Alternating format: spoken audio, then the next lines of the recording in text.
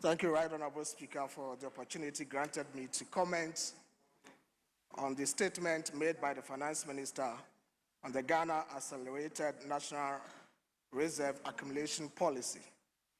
Mr. Speaker, I've listened to the Minister and as referred to the Finance Committee. Will wait until then. But before then, I wish to make these preliminary comments. Listening to the Finance Minister, it is important that we agree that Ghana, per where we have gotten to, need to accumulate enough reserves to anchor our currency and protect safeguards for the economy. Mr. Speaker, the Finance Minister has stated that this is the first time Ghana is having such a bold policy. I wish to differ in opinion that this whole policy hinges on gold, and it is important that we stress that the policy to accumulate gold to shore up our currency and provide other benefits to the economy is not the first time we are having such a policy. In fact, as the Minister is aware, somewhere in 2021-2022, the Bank of Ghana embarked on the Domestic Gold Purchase Program and the Gold for Reserves Program under the leadership of the former Vice President, Dr. Mahamudu Bawumia. It is this policy that has anchored our currency till today. It is important that today this government has realized the need to increase our gold reserves and therefore is coming to Parliament with this policy. This is how we should govern. And Mr. Speaker, I wish to state that I would have loved that when it came to the point of having cocoa haircuts for cocoa farmers, the same policy should have come to Parliament for us to debate on, as the Minister is doing today. Mr. Speaker, it is an undeniable fact that Ghana holds a strategic position in gold production in the world and Africa.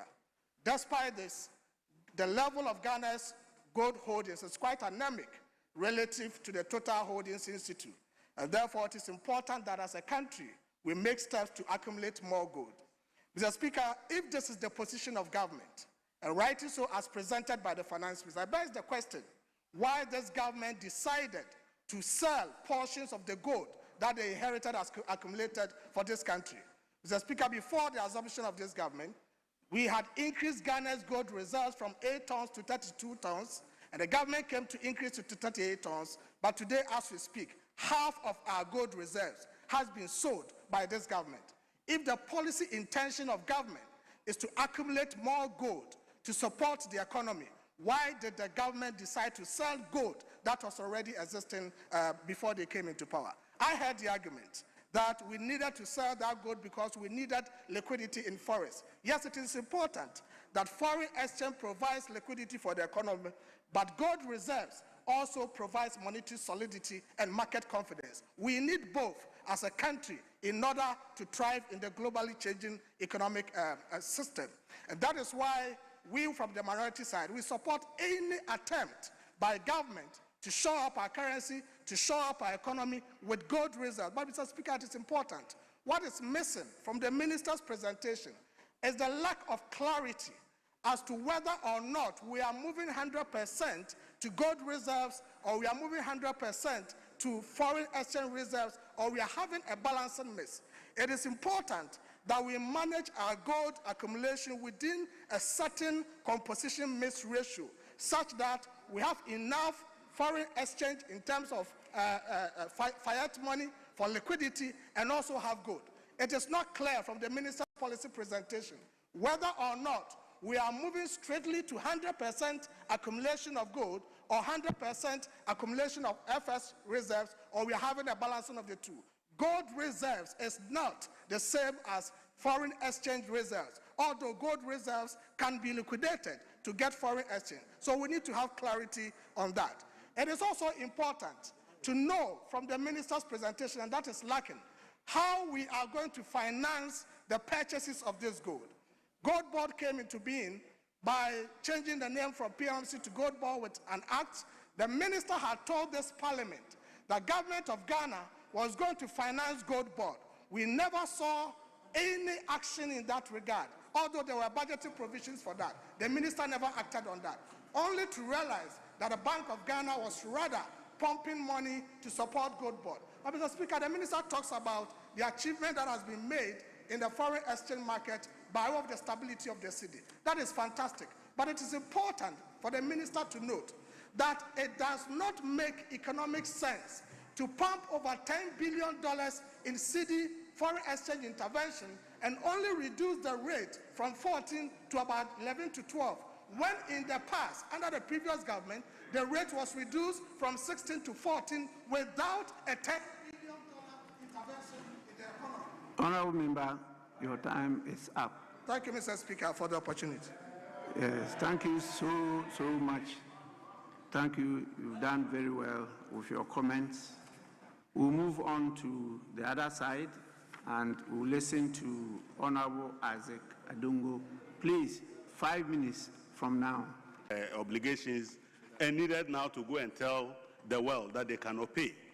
But Mr. Speaker, we want people to understand that nobody pumped 10 billion into the economy. Mr. Speaker, we inherited a reserve of 8 billion. 8 billion. As we speak, we ended the year 2025 with a reserve position of 13, the year 2025 with a reserve position of 13 billion. How do you pump 10 billion out of 8 billion and end the year with 13 billion? So clearly nobody pumped 10 billion into the economy, and that continuous peddling of falsehood will not become the truth.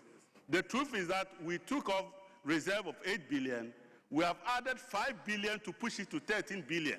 The 10 billion that financed the economy is an intermediation of the economy's own generation of forex. It is not money sitting at Bank of Ghana, which we call people and pump them the money. So please, that has to disappear. But Mr. Speaker, my colleague also made a very important statement that I want to associate with. It is important that we understand that this is going to cost a lot of money. And as a country, we must think around how to future. And we're being called upon to make margin calls of about $250 million that Goldfields didn't have. And so we need to understand that it is not enough to pile up gold at the Bank of Ghana that will be facing risk when in fact it is the forest that you need. So you need to assess how much of gold you need to keep vis-a-vis the forest that you have. And so when the central bank decided to liquidate about 22% of gold resources at the bank, it was precisely to manage the risk. That is why you did not see a fall in the reserve, but rather an increase in the reserve to 13 billion. Do you want to keep gold alone so that when gold prices plummet, then all your reserves disappear? You must have a risk management tool that allows you to balance what you need to keep. And our peers across the world were doing an average of 80 to 22% of their reserve in gold. And therefore, we decided to also follow the same footstep by making sure that we liquidate the excess gold so that we are within the 20 to 22% of gold reserve in our portfolio. That was what was done. It is not that.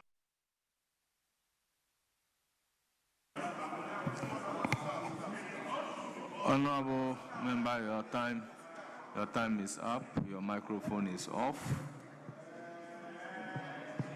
It's now the turn of Honorable Chinibo Afoko. You have 5 minutes, beginning from now. Thank you, Mr. Speaker, for the opportunity to comment on the statement made by the Minister for Finance. Mr. Speaker, I listened carefully to the Minister for Finance, and I know it's following the same metrics that we are patting ourselves in the back. They are equally doing well. But then you ask yourself, even in Ghana, Mr. Speaker, what really are the needle movers that are really supporting the macroeconomic indicators that our minister spoke about? The gold. Mr. Speaker, yes, gold now, we're touting ourselves that we want to build reserves.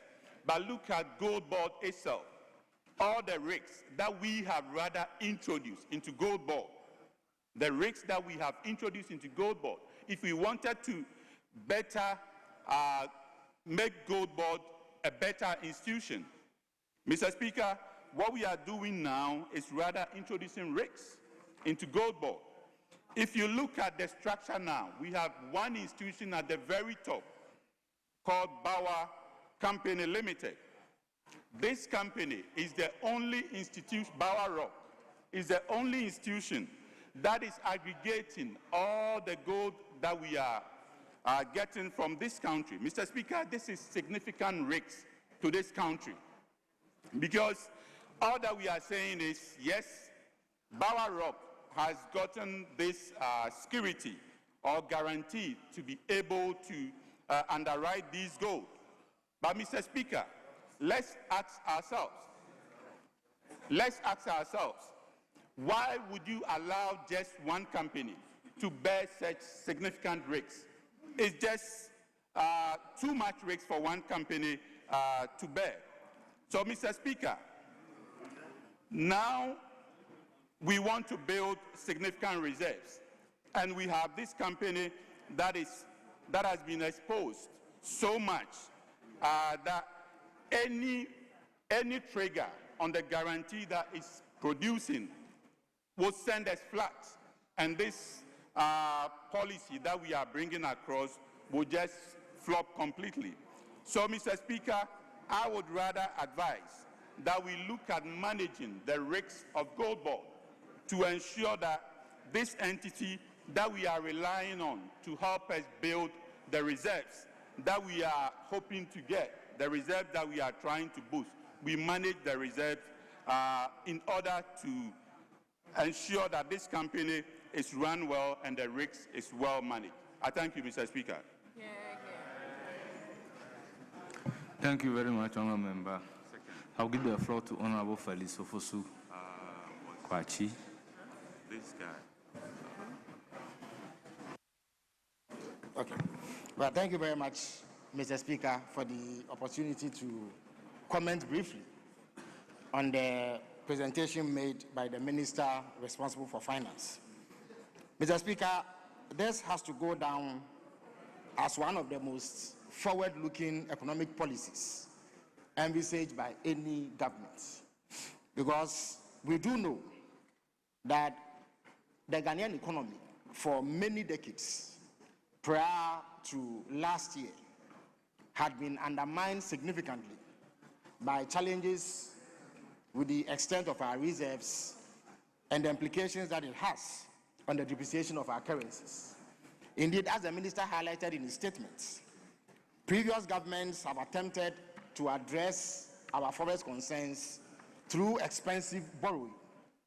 And he indeed showed that in the 8-year period that our friends on the other side stayed in government, they had to cough out $3.4 billion and 7.3 billion Ghana cedis in order to borrow up to $21.4 billion to shore up our reserves and protect our currency. Even then, our currency suffered a catastrophic decline, which then imposed severe hardships and suffering on the people of Ghana. It meant that a succeeding government was going to have to toe a different line in order to achieve the objective of having significant reserves in order to protect our currency. And this government has proven resourceful in coming up with this arrangement to ensure that we overcome this perennial difficulty. Our friends have a penchant for being quick to claim credit for the successes chalked in the last year in terms of the gains made by the Ghana cedi. They claim it is a product of some policy initiative implemented by their now flag bearer and former chairperson of the economic management team. Mr. Speaker, when he suits them in one breath, they say that he had absolutely nothing to do with economic management and that it was the responsibility of somebody else to manage the economy. And then in another breath, they insist that the same man who had nothing to do with the economy was able to single-handedly impose a gold for reserve policy on the government. So they have to decide what they want. They have to decide where they stand. Was the man in charge of the Ghanaian economy or was he not? He could not have been in charge and also not be in charge at the same time. they are going to have to decide and stay consistent. Mr. Speaker, the records show that the gold board arrangement, which is responsible for the successes that we have chalked with the Ghana cedi, was contained in our 2020 manifesto. It was proposed as a solution to perennial shortages in forex accumulation and depreciation of our currency. We also do know that that whole gold for reserve policy was a Hail Mary attempt. Mr. Speaker, I'm sure you follow American football. So you do know that in the course of American football, when one team is losing and the minutes are winding down, the clock is winding down, they take a long shot in the hope that they will score. After they depleted our reserves, they were desperate and therefore had to resort to this gold for reserve policy, which was riddled with opacity and a lack of transparency. So they have to tone down on the efforts to usurp the work done by the gold board. They must give credit where it is due. In any event, how is it that they were able to implement this gold for reserve policy, and yet our currency depreciated to the extent that it depreciated? How is it that the policy that they say was ingenious did not yield any results? And that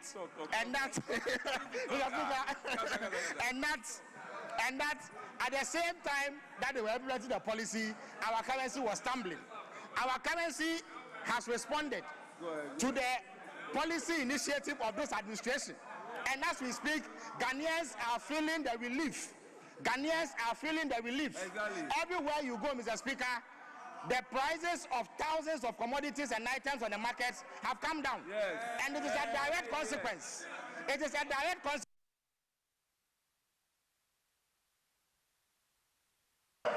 Honourable member, your time is up. Honourable members, let me bring it to your notice that I am not the one controlling the time.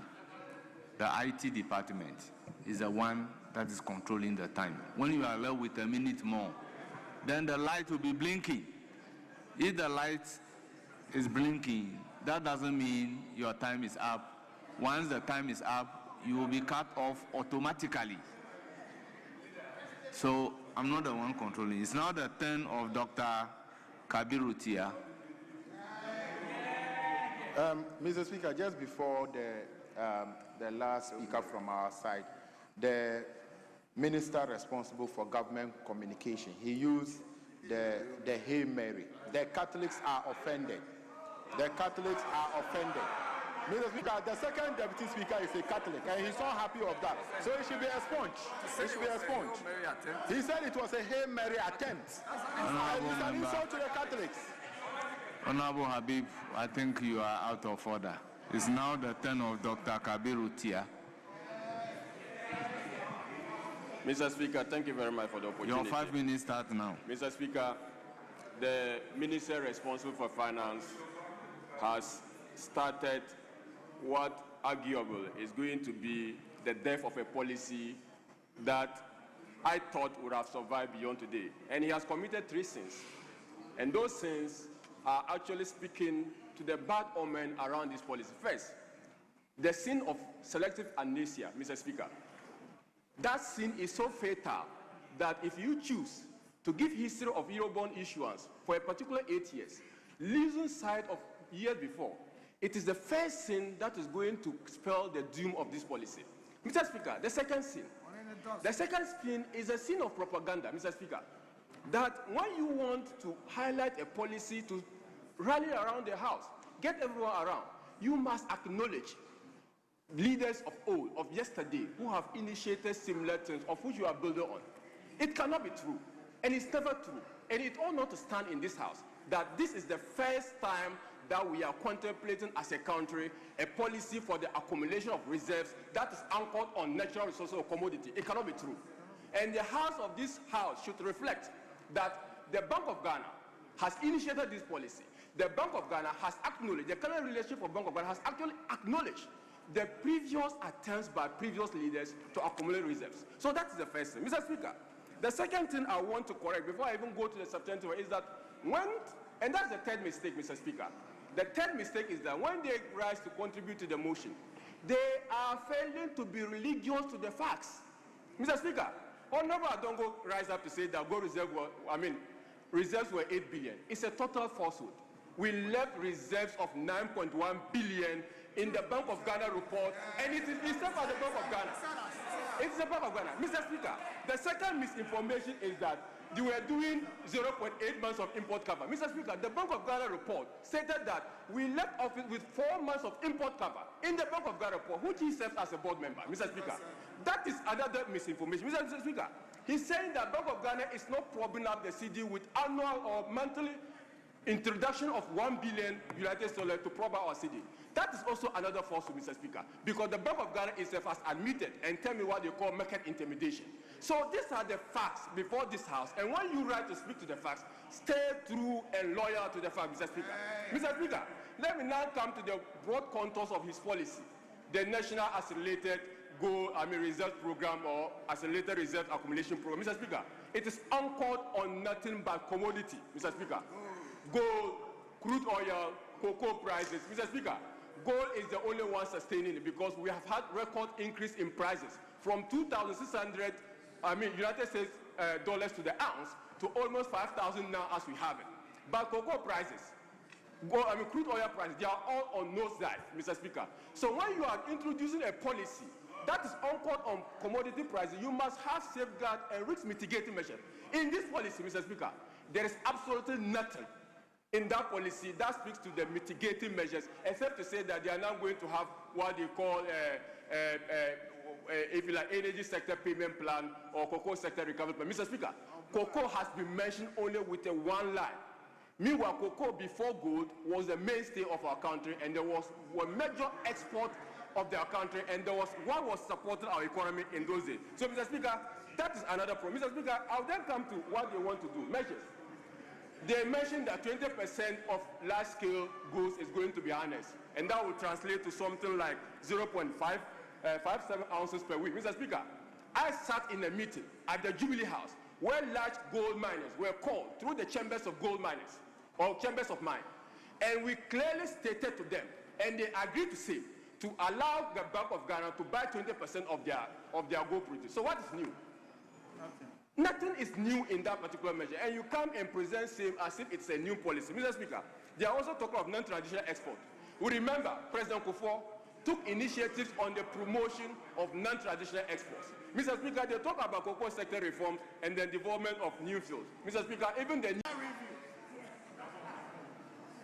Yes, it's now the turn of Honorable Kwame Agoja.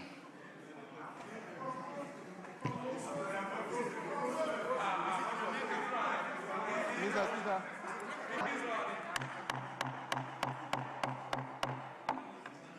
Honorable Kwame Agoja, your time now starts.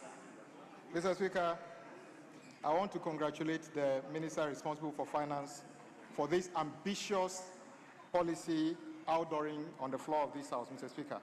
Indeed, Ghana can do better if we can build up a reserve for 15 months. Mr. Speaker, I think the presentation also answers one of the requirements of the respected minority leader when he said that the statement must be factual, and the statement has been very factual. Unlike a statement that was quoted using Psalm 23, 118 to 23, which is full of non-factuals. Mr. Speaker, did I hear my colleagues criticizing this policy? You see, your problem is that you are pretending to have a reason to criticize everything. Dr. Kabiru, where is he? He's even left the room just after presentation. When you were doing the gold for oil policy, you didn't even bring any paper to this House to present to members of Parliament. This is the difference between you and the NDC. Let me tell you this. I heard Dr. Kabiru talking about, we didn't say anything about cocoa. I wish he was here. When he actually said that he sat in a meeting when they discussed, they had a discussion about the gold people. He also probably sat in a meeting that decided to pay $29 million to a contractor to build a road between Savilugu and Walewale. Do you know? Hold on. because he linked it to cocoa. He linked it to cocoa. Let me tell you, the $29 million that was paid the Indian contractor and did no work could have bought 123,000 bags of cocoa. And guess what? The $100 million spent on the cathedral could have bought over 450,000 bags of cocoa. That is what you should have done. But let's look at it. We are saying this. Minority, listen to this. Whether your government match this achievement, we are saying that when you left inflation at 23.8%, today inflation is 3.8%. Are you not excited? Today, they said 90-day treasury bill. You left it at 27.7%. Today it's 11%. Today, businesses can borrow money and do proper business. Even including cocoa farmers can borrow cheaper under this government. And the public debt that you left at 61% today is 45%. So exactly what are you doing? Let me tell you this.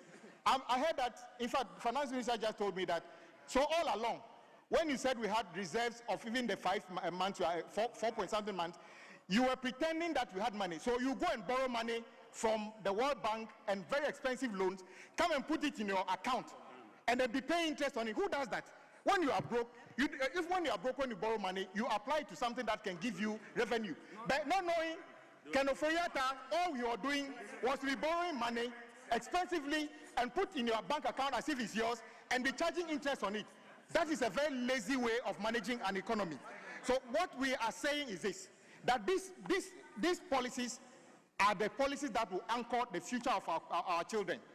That will build reserves so that no more are we going to wake up one day, they say that once the price of a commodity falls, within 2 weeks, the city is falling. Today, I can hear you saying that, oh, look at what will happen and the city will fall. By the grace of God, by the grace of God, the city will continue to disgrace you. The city will continue to disgrace you. The city is stable. Your wishes will never come to pass. You understand? President Mahama is obviously a better president than President Akufo-Addo. And whoever will take over from President Mahama will surely be a better president than whoever you are talking about. So let me repeat. I'm saying that the $100 million you spent on the cathedral could have bought 450,000 bags of cocoa. The $29 million spent on the Balewale Road, for which you want no road, could have bought another 120,000 bags of cocoa. So if anybody has cheated cocoa farmers, you have cheated cocoa farmers. Mr. Speaker, thank you for the opportunity.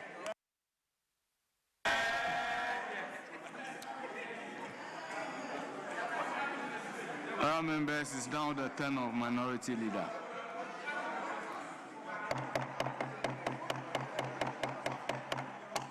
It's now the turn of the Minority Leader.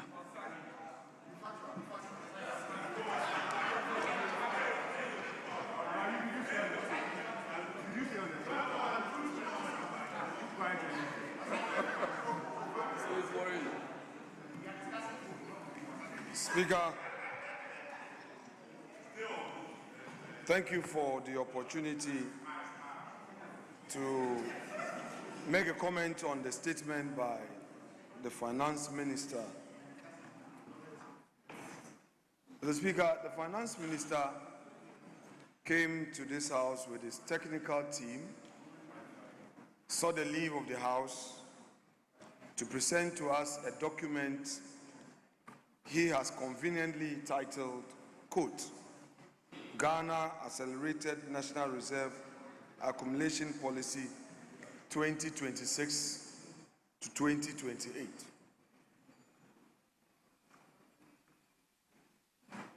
And having completed that duty, the 188 of his own side seem not to be excited. Mr. Speaker, we are not managing an economy to talk about numbers that have no direct correlation and benefit to the ordinary people on the streets of Accra. Mr. Speaker, the Finance Minister is here talking about inflation. What is inflation? When you go to the market and you cannot afford, and you say inflation. Mr. Speaker, yes, you can, because the finance minister came here talking to us about some 15-month import cover. Mr. Speaker, we are not interested in his economic theories. Mr. Speaker, the finance minister must know that this house is not interested in his new theories. Mr. Speaker, the people of Ghana, and I start from the youth, you promised them 1 job, 3 shifts. I expect you as a finance minister to come to this house to address us on effort you are making. It's been 1 year. 1 year. Your own constituent, give us data. How many people you've employed? In Jomoro, in Evaregura, in Efutu, the transport minister, the roads and highways minister, in his own constituency at Aklu. How many people have benefited from job creation policy? You come to this house, and you tell us 15-month import cover, and you come and spend a whole 1 hour when your people have no jobs. Mr. Speaker, even when you come to the recruitment, it's a complete scam. And I'll explain to you, the recruitment into police, immigration, prisons, you are now even telling the youth that they should go and buy forms. They should go behind computer and do aptitude tests. In this country, how many areas have internet? The youth are spending more. The youth who are already unemployed, they are borrowing to spend, to have access to computer. These are things that you have ignored. You've ignored. And you come and sit here and say, macro, nebedi. Macro, nebedi. Obeja was a macro. Macro ni day. Finance minister, what's it day? Macro. Macro, I'm not doing that. You come here and say macro. I'm not doing that. You come here and say macro. I will not commend you for doing this. I'm not going to praise you. Electricity needs reforms. Those are the bona fides you must pay attention to. Then you come here, you say, and then 15 months, they say Ghana accelerated national reserve accumulation. When you buy electricity, Mr. Speaker, this morning, somebody told me that she used to buy 1,000 for a whole month. Today, even if you buy 2,000 for 1 week, and soon, Mr. Speaker, let us be careful what we tell the people of Ghana. Mr. Speaker, we are talking about electricity. Electricity. NDC came into office. When they came into office, the first thing they did was to increase electricity tariffs. Instead of pursuing reforms under their own research agenda, they increased electricity, totaling 30%. Mr. Speaker, I repeat, the reality is that electricity tariffs have gone up by over 100% because, Mr. Speaker, the consumption, the people on the street in our constituencies, what they buy is unable to sustain them. And they know the numbers. They know how much they purchased in 2024. They know what they were buying in 2023 as compared to what they are buying now. Mr. Speaker, that is the reality. Next, Mr. Speaker, next is the cocoa.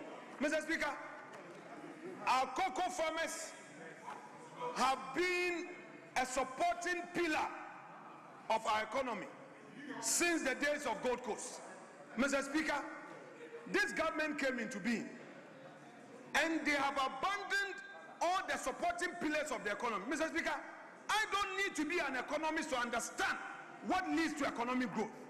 My basic ideas as an entrepreneur are enough for me to know that when you create opportunities, the economy grows. Mr. Speaker, this government promised that upon assumption of office, a bag of cocoa will be increased to 6,000 Ghana cedi.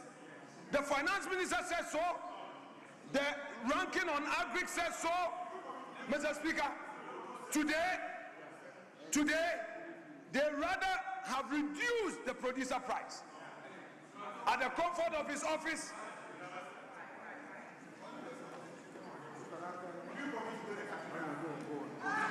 At the comfort of his office, he reduced the producer price. Cocoa farmers, wana how, onyawo how, enya wasem. What's your office? Now what say so? What's your one haircut? What is so? You sat in your office and reduced producer price of cocoa. 1,000 Ghana cedis is what you took away. Cocoa farmers cannot pay fees. They are borrowed from the cocoa crutches. They cannot take care of their health. Those matters do not concern you. Then you come and you say, Ghana accelerated National Reserve. What we demand from you, Mr. Finance Minister, is to immediately restore the producer price of cocoa that you came to meet. If you cannot increase, don't reduce it. If you cannot increase, don't reduce it. That is the reality. That is the reality, Honorable Finance Minister. Mr. Speaker, again, instead of the Finance Minister introducing incentives to grow the economy, he is not. Mr. Speaker, what businesses need is rebates, tax breaks. What businesses need is a proper environment to grow their business. Mr. Speaker, the minister is not offering any of that. There are no incentives in the economy. No employment. No employment. And then you come here, you tell us that, indeed, we should allow you to create a certain reserve accumulation. What is reserve accumulation? When your own constituents are hungry, your people are tired of the promises. You do politics of sloganeering. Enough of the slogans. Create jobs. Create jobs. One job, 3 shifts. It's you who said it. Create the jobs. Create the jobs. Go to Dansuma, Ablekuma North, Ablekuma South. You fought.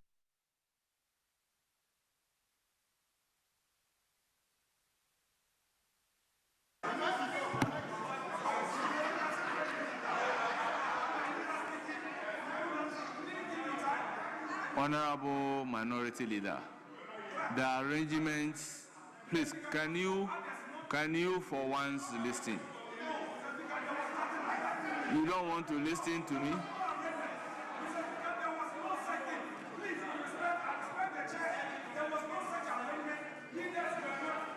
We're not restricted, a majority Please, leader knows. Minority Leader, Mr. Speaker, I do not want to engage in any banter I'm with not. you. If you have told me 10 minutes, I'll prepare If accordingly. you can hear me out. Mr. Speaker, I must not be cut this way. The time allocation and the arrangements were made before I took over. And I indicated right from the beginning that I am not the one controlling the time. I am not the one controlling the time. Once your time is up, you will be cut automatically. So please, it's now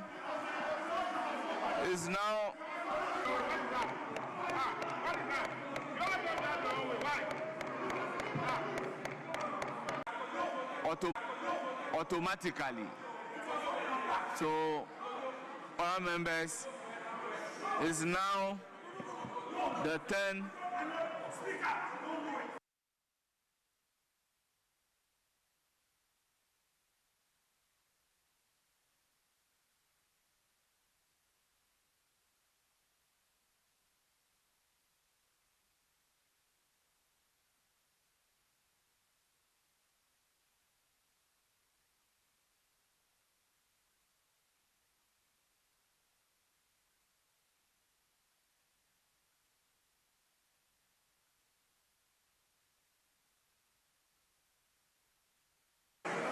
members, what is the sense of the House?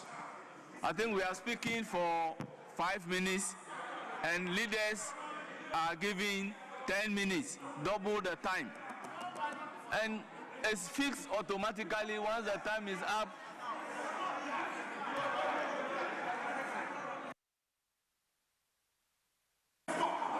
Let me hear the majority leader.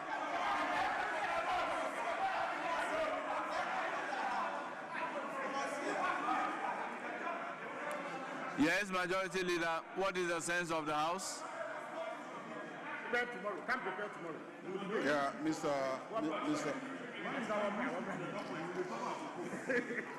Mr. Speaker, I think there's some genuine miss.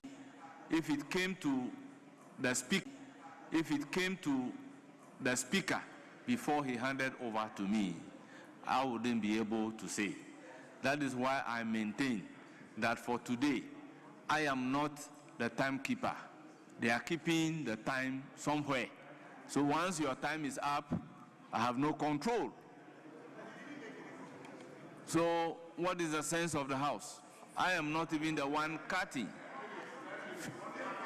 Very well. So the timekeepers.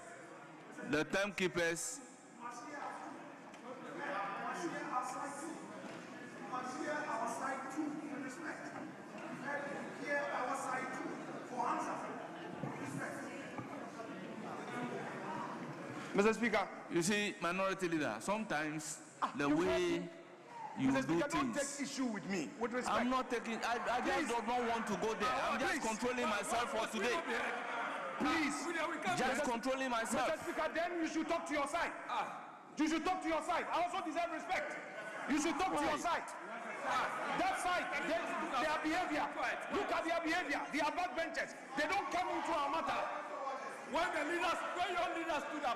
leader stood up, this side kept quiet. Mr. Speaker, Mr. Speaker, don't worry. I'm able to take this up. Mr. Speaker, whenever any of their side is up, our side, I call them that respect. Mr. Speaker, you are not a leader. For instance, you are not a leader. Sit down. You are not a leader. Sit down. You are not in leadership. Sit down. Sit down. Sit down. Sit down. You sit down. Let the backbench copy rightly from you. Sit down. Mr. Speaker, our concern is very simple.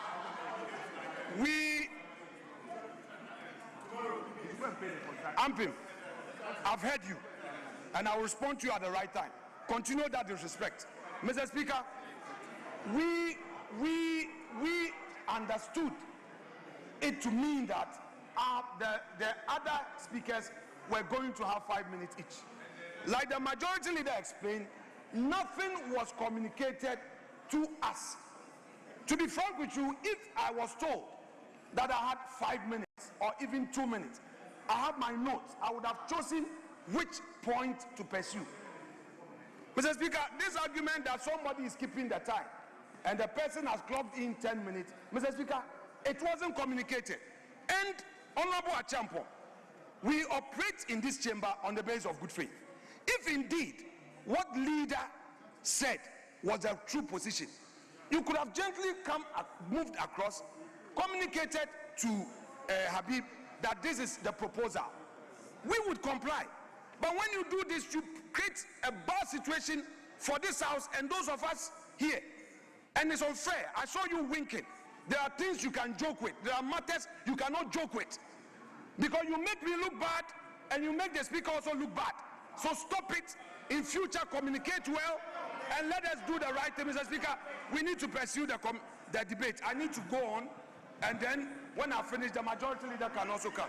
Honorable members, if you cannot reach a consensus, then I will want to go by the rules.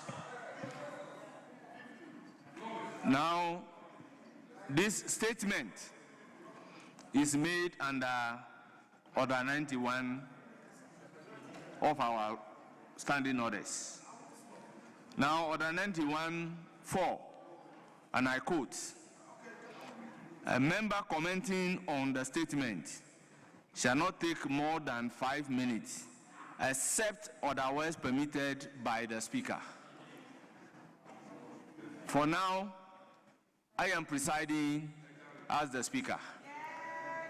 I determine whether you can go beyond 10 minutes or you cannot go beyond 10 minutes.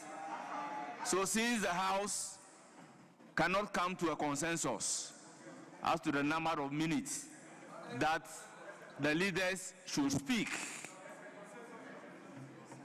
I will therefore rule that going by the order, no leader is going beyond 10 minutes. Now, I will proceed to stand on Order 63 to expunge from record everything said by the minority leader in Twi that has not been translated into English language. Now, Majority Leader, you have the floor. You are not going beyond 10 minutes.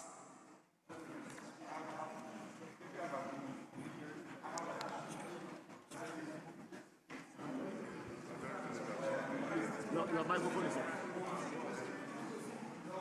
Yes, Majority Leader, you have the floor. Get his attention first.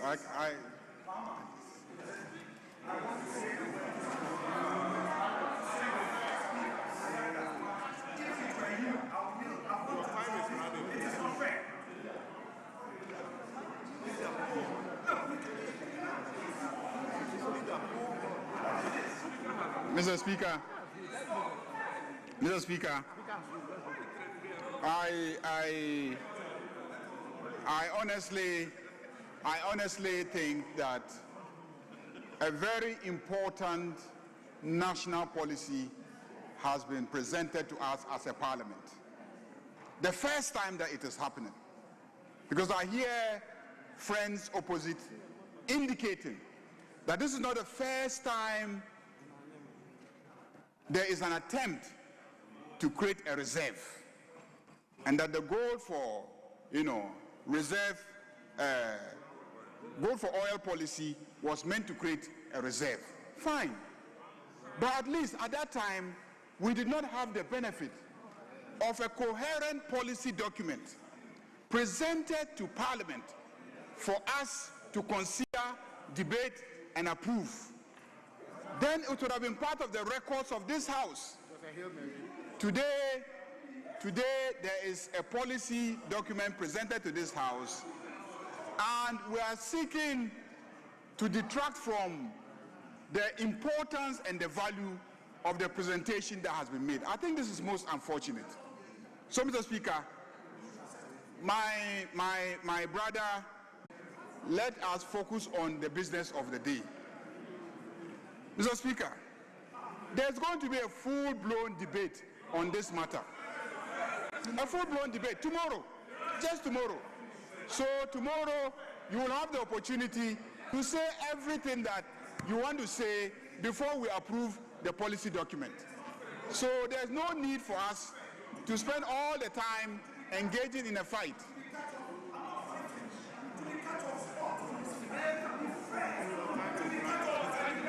Mr. Speaker,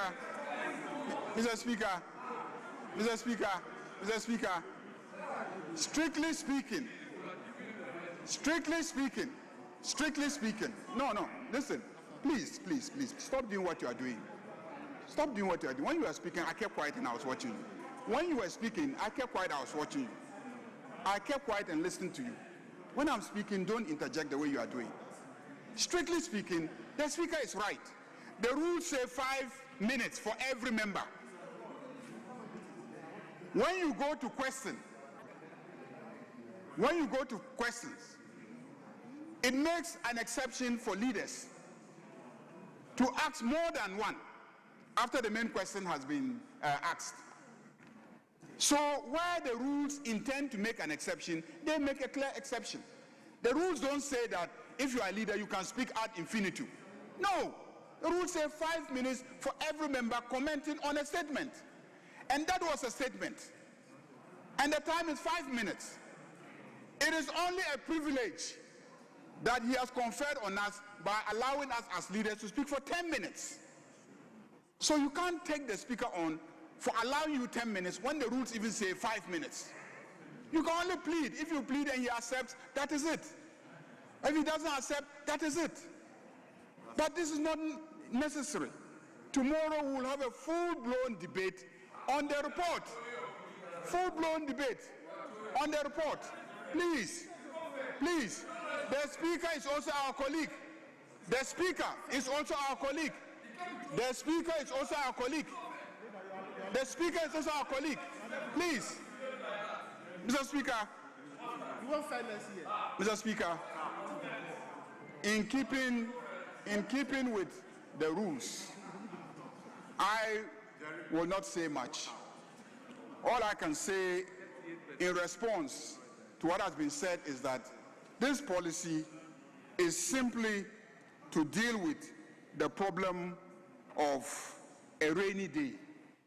Today is a sunny day where gold prices have shot up and they are $5,000 per ounce from $2,000 thereabout. We are benefiting from this. We don't know what the future holds. And a visionary leadership, a visionary finance minister has to think about tomorrow if commodity prices are not as good as they are today. Just last week, we witnessed a slump in the price of cocoa. If when cocoa prices were high, we had such visionary leaders and we had saved in preparation for when prices came down, we would not have been demonstrating in the streets. We would have had a buffer to support us to be able to cushion the cocoa farmers. So if you are interested in the welfare of cocoa farmers, you must be interested in this policy that is being introduced today, because it is also to cushion both the cocoa farmer and the gold miner in future when the prices slump. So this is the essence of today.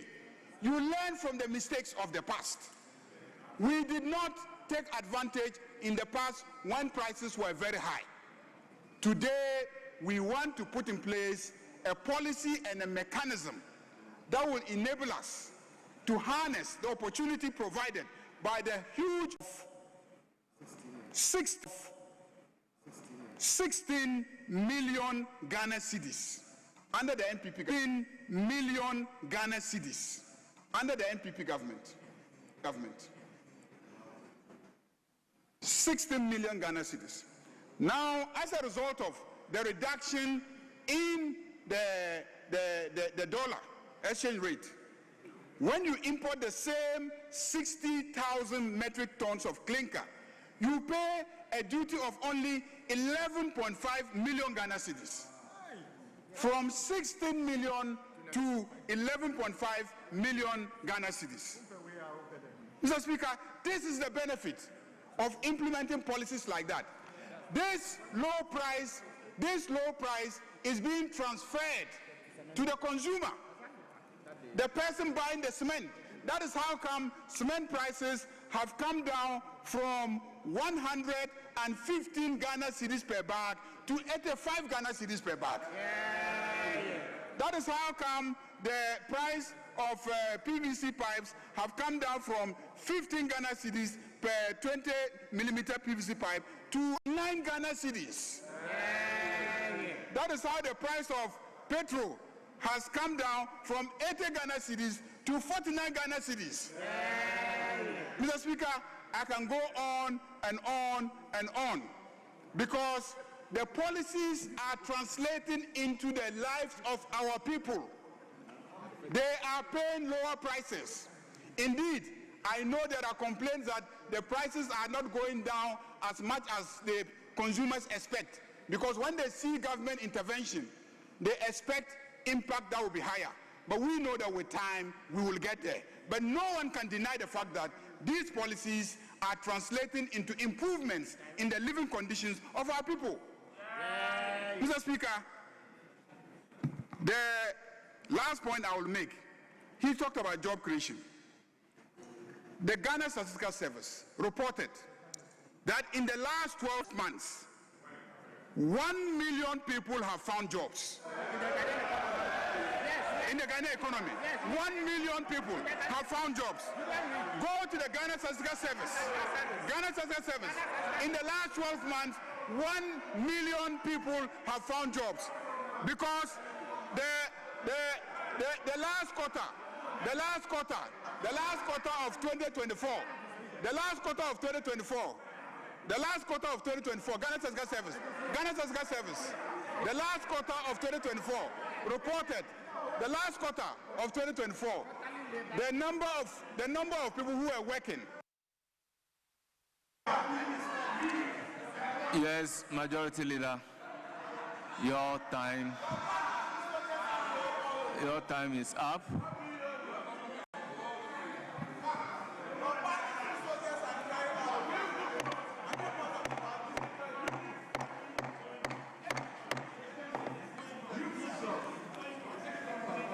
Honourable members, the Honourable Minister responsible for Finance, at the conclusion of the statement, requests that Parliament do consider and approve Ghana Accelerated National Reserve Accumulation Policy 2026 to 2028. The Speaker has given some inclinations, so to give consideration and report. Yes, Majority Leader. Mr. Speaker,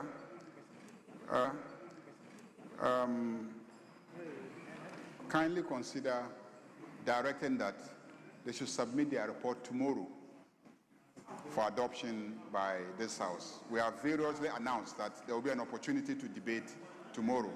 So let's have the report submitted tomorrow for adoption by this House. Yes, Honorable Habib. Mr. Speaker, a serious government policy like this, they want us to rush it within 24 hours. Mr. Speaker, it's because of what? It has just been given to us. Members need to read it. The committee need to meet, look at it. So, Mr. Speaker, to say you should direct that they should report back by tomorrow, Mr. Speaker, it's inadequate for the committee to look at it. I don't know whether it's the case that they just want to clear it and add it to the State of the Nation address. And Mr. Speaker, tomorrow we are preparing towards the State of the Nation address. So definitely, and we are closing early tomorrow. And we are moving a motion on the gold reserve to tomorrow that Speaker have said. The gold board issue, the motion will be moved tomorrow. Speaker indicated so. So to say they should report tomorrow, the timing is inadequate, Mr. Speaker. We cannot get the report by tomorrow. I believe the issue that we cannot get the report tomorrow is neither here nor there. Because if the Finance Committee wouldn't be able to work within that time frame, I expect the members of the Finance Committee to do so. So Finance Committee, as much as possible, if you can present your report tomorrow, why? The House will be able to take your report. Yes, Majority Leader, any indication? Yeah, Minister for Roads is here, so can take his,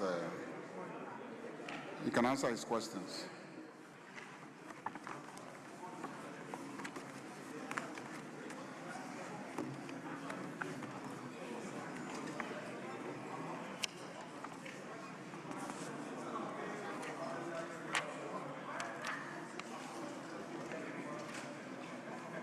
Mr. Speaker, with your kind permission, the Road Traffic Regulations 2026 is ready for laying presentation. So if you can indulge us to vary the order of business to item 8 and lay the road traffic regulations. The minister is here, just laying, and then we can go back to questions. Yes, the application is to vary the order of business to take item numbered 8. Honourable member, silence means consent. We vary the order of business to take the item numbered 8 at commencement of public business, presentation of instruments. Minister for Transport.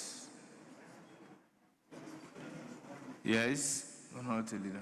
Speaker, with respect, I want to draw the attention of Majority Leader to the fact that this is not a one-sided house. Mr. Speaker, as much as possible, he has to engage on the issue of the referral to the Committee of Finance and the Economy. Honorable Speaker, scheduled tomorrow for this house to take the gold board motion, the losses on gold board, which IMF has reported that to be 7 billion cedis. 7 billion cedis. 7 billion cedis is a report. And this house is to debate this matter tomorrow. And then he says that there should be another motion tomorrow. Mr. Speaker, this is a two-sided house. Democracy have an ear for the minority. Mr. Speaker, I would plead with the Majority Leader.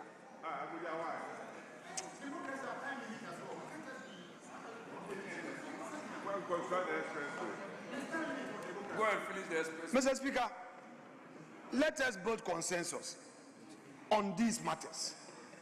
Let us build consensus on these matters. Tomorrow is too short a time. We can look at the report next week. Honourable members, at commencement of public business, presentation of instrument. Minister for Transport.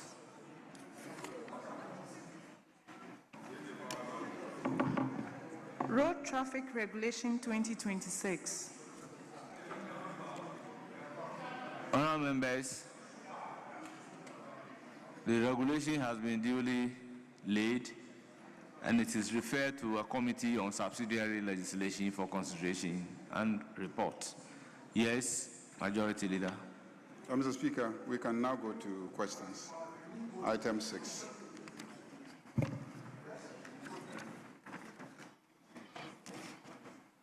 Honourable members, item number 6, question time. I will call on the Minister for Roads and Highways to take the designated seat in response to questions scheduled for him. I will proceed to question numbered 584, standing in the name of Honorable Kwame Animedu Entry, Member of Parliament for Asante Akim Centra, to pose the question to the Minister. Yes. Speaker, I have with your permission, I have the authority of the member to ask the question on his behalf. Very well, please do. I rise to ask the Minister for Roads and Highways when the Konongo-Zongo to Praso through Driase Road will be completed. Yes, Honorable Minister. Mr. Speaker, ministers are encouraged to be here to answer questions. And I've been coming here. Mr. Speaker, can we also say that members who fail to come and ask the questions, the answers should be published. The answer should be published.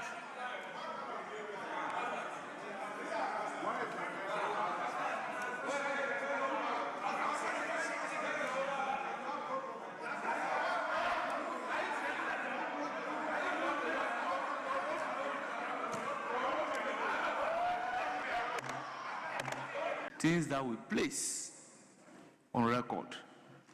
Our members, sometimes danger begets a man, the cry of distress may summon for relief. So we are getting onto the record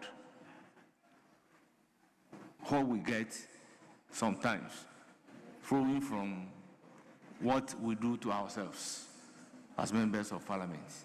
So, Honourable Minister, I'll call upon you to do nothing but to respond to the questions. Mr. Speaker, I will comply accordingly. Mr. Speaker, this is my response to question numbered 584. The Konongo Zongo to Praso through Jase is a 25.6 kilometer inner district road that connects Asante Achim Central Municipality to Asante Achim South Municipality of Ashanti Region. It is an engineered bituminous surface road in poor condition. There are currently no programs on this road. Engineering design studies and cost estimate have been carried out on the road for consideration upon availability of funds. Thank you, Mr. Speaker. Honourable Member, do you have a supplementary question? No, please. Thank you. Honourable Member, this is a constituency-specific question. We move to question number 551. Standing in the name of Dr. Grace Ayen Sudankwa, Esikado, Kitan, you have the floor. Thank you, Mr. Speaker. I rise to ask the Minister for Roads and Highway the status of the following roads: Kansa Road to Mampong and Mampong to Abasa, Impinting to Eshiem, Eshiem to Ntamakrom, and Ntamakrom to Ango. Thank you. Yes, Honourable Minister. Mr. Speaker, the Kansawuro do Mampong Road, as well as the KNUSC Institute of Distance Learning Road, have been earmarked for rehabilitation under the contract upgrading of selected roads in Esikado, Kitan sub-metropolis area, 6.52 kilometers. The contract commenced on the 23rd of April 2019 for completion by 22nd of October 2020. To date, 3.4 kilometers of this road has been constructed from gravel to asphalt binder course. The physical progress is so far 61%. The contractor has abandoned site due to delay in payment for works done. Efforts are being made to bring the contractor back to site to complete outstanding work. Future program: the engineering studies and cost estimate will be carried out on the Mampong Abasa section of the road for consideration based on availability of funds. Mr. Speaker, Impinting Eshien Ntamakrom Angu Road. This road is within the Sekendri Takoradi metropolis of the Western region.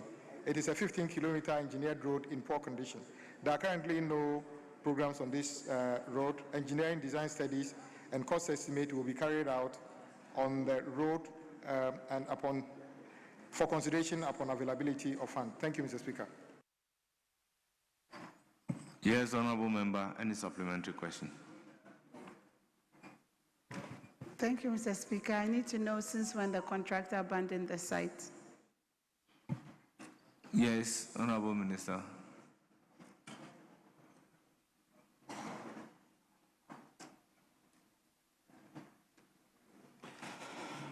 Mr. Speaker, the contract period, as I said, was from 2019 to 2020. Obviously, the contractor left site somewhere after 2020 without completing the work. Any further questions? No further questions. Thank you, Mr. Speaker. Member, this is also a constituency specific. We move to question number 552. Question accordingly withdrawn. We move to question number 580. Standing in the name of Bright Asamoah Brefo, Member of Parliament for BBNE, Amiaso Bakwai. Thank you, Right Honourable Speaker, for the opportunity. I rise to ask the Honourable Minister for Roads and Highways the step the ministry is taking to ensure timely completion of the ongoing projects in the BBNE and Sefi Bekwai. Yes, Honourable Minister.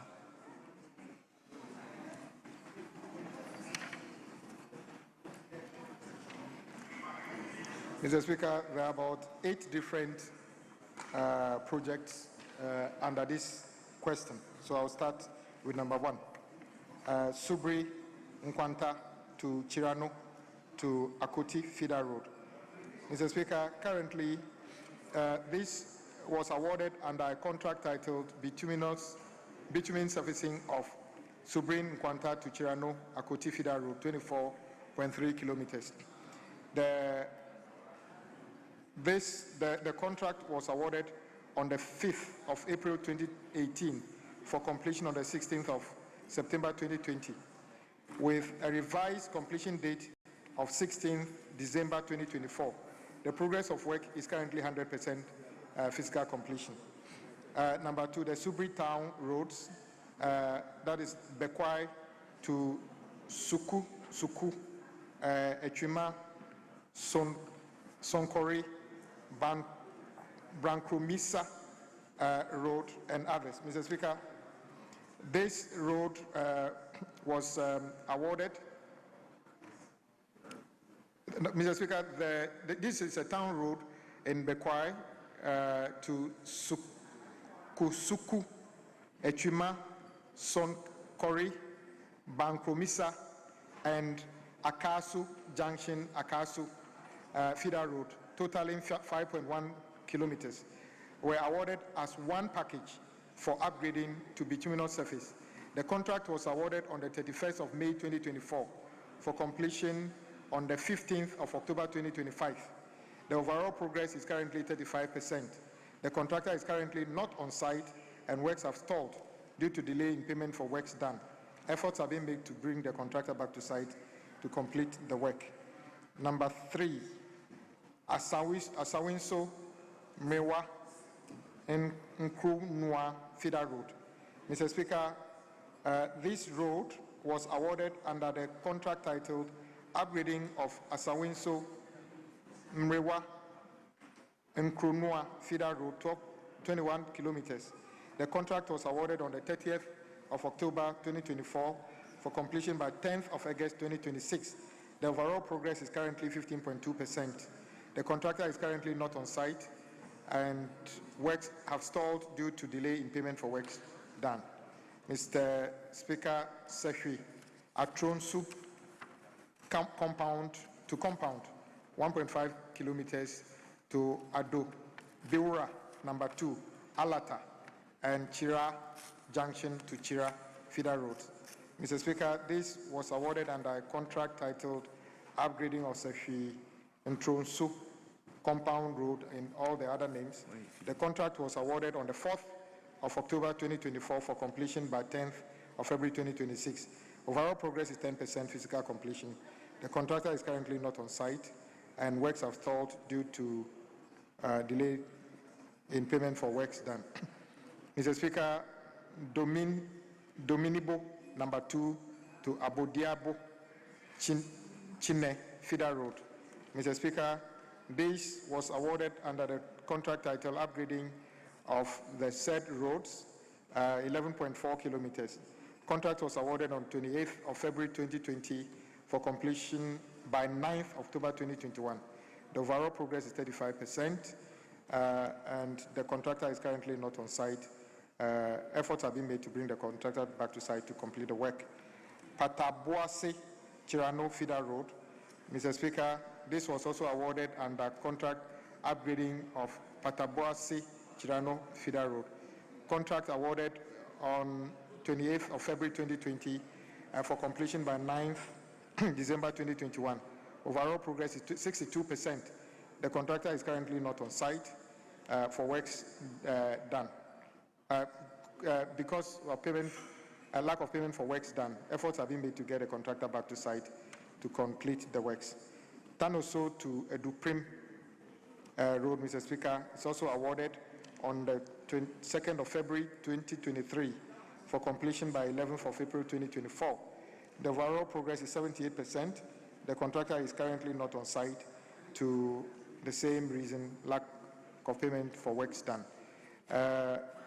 Mr. Speaker, Basin Gele to Mframankrum awarded on 19th of August 2028 for completion by 28th of October 2021. With revised completion date 28th of August 2023. The overall progress is currently at 64.3%. Contractor is currently not on site Department of Urban Road, that is the next one. The Department of Urban Road are 3 ongoing projects in Bibiani with a total length of 13.48 kilometers. Completion of these projects will improve the road and drainage conditions of the municipality. The projects are at various stages of completion. Mr. Speaker, current program on A, B, and C all look similar with very little work done, maximum 46.72%. The contractors are off-site. Efforts are being made to bring the contractors back to site to complete the outstanding works. Thank you, Mr. Speaker. Honourable Member, any supplementary question? Thank you, Right Honourable Speaker. GS International, a Chinese company which was undertaking the Bibiani Township Road, was suspended its work because of Honourable Member, you are to ask supplementary question. Do you have any supplementary question? It appears that most of the roads that the minister talked about appear to be given to one contractor, and that has the potential to delay the work. What is your supplementary question? Thank you, Honourable Speaker. I'm done. Honourable members, we move to question number 597, standing in the name of Alhaji Alhassan Momoni, Member of Parliament for Salaga North. You have the floor. Thank you very much, Right Honourable Speaker. I rise to ask the Minister for Roads and Highways the steps the ministry is implementing to fix the following roads: Palbe-Vani Road, Palbe-Jinlo Road, Tantuani-Palgone Road. Thank you. Yes, Honourable Minister.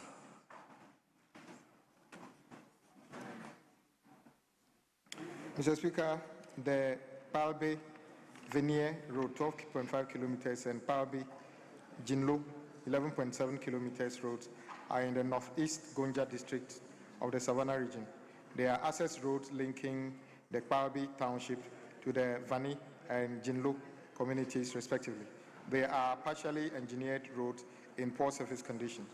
There is no program on this road currently. Engineering design studies and cost estimates have been carried out on these roads for consideration upon availability of funds. Mr. Speaker, Tantuani Palgone Road. Mr. Speaker, there is no program on this road currently. Engineering design studies and cost estimates will be carried out on this road for consideration upon availability of funds. Thank you, Mr. Speaker. Any supplementary? No supplementary question. Thank you. Consensus specific, we move to question number 610, standing in the name of Dr. Godfred Sedu Jasau, Wa East. Thank you, Mr. Speaker. I rise to ask the Minister for Roads and Highways when rehabilitation works will commence. Contract commenced on the 3rd of March 2020. Contract commenced on the 3rd of March 2020 with a revised contract completion date of 30th September 2026. The project is at 68% physical completion. Works have stalled due to delay in payment for works done. Efforts have been made to get the contractor back to site to complete outstanding works.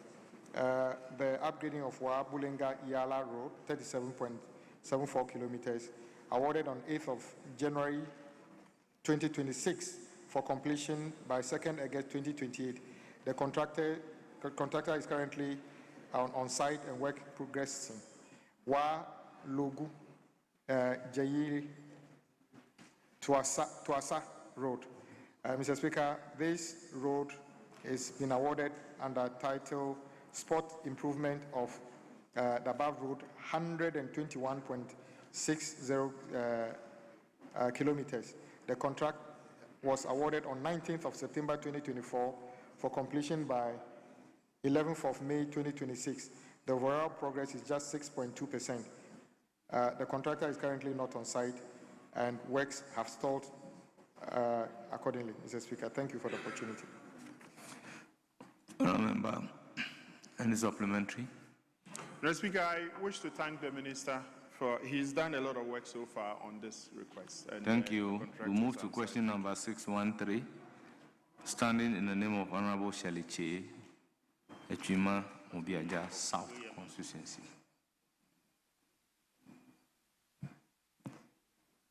Mr. Speaker, I seek your permissions to ask, and I have the authority of the member, Honorable Shelley, to ask the Minister for Roads. Once you have authority, please ask a question. Thank you, Mr. Speaker. Mr. Speaker, I rise to ask the Minister for Roads and Highways when construction works will resume on the following roads. 1, we also Amanchia, Nkarie, Nkrafwasi,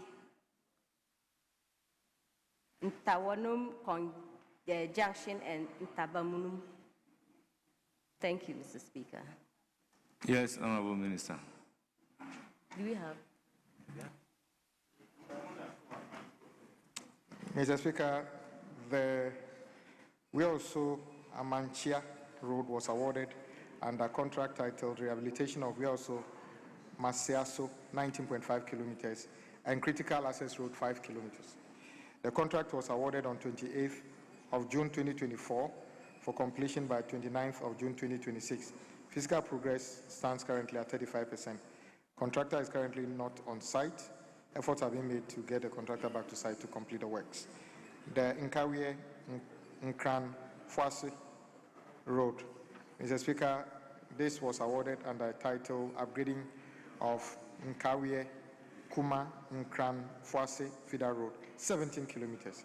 The contract was signed on the 10th of December 2020 for completion by 5th of November 2023. Overall progress is just 10%, and the contractor is off-site. Mr. Speaker, Thank yes, you. Honourable Minister, any timeline?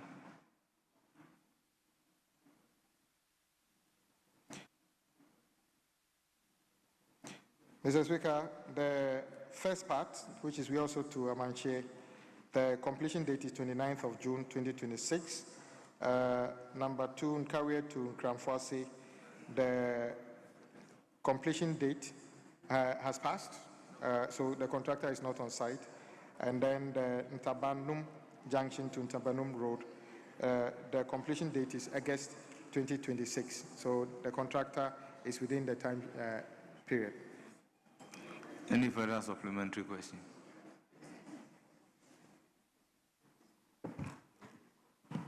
Thank you, Mr. Speaker. Honorable Minister, what are we doing to bring the contractor on site? Thank you. Yes.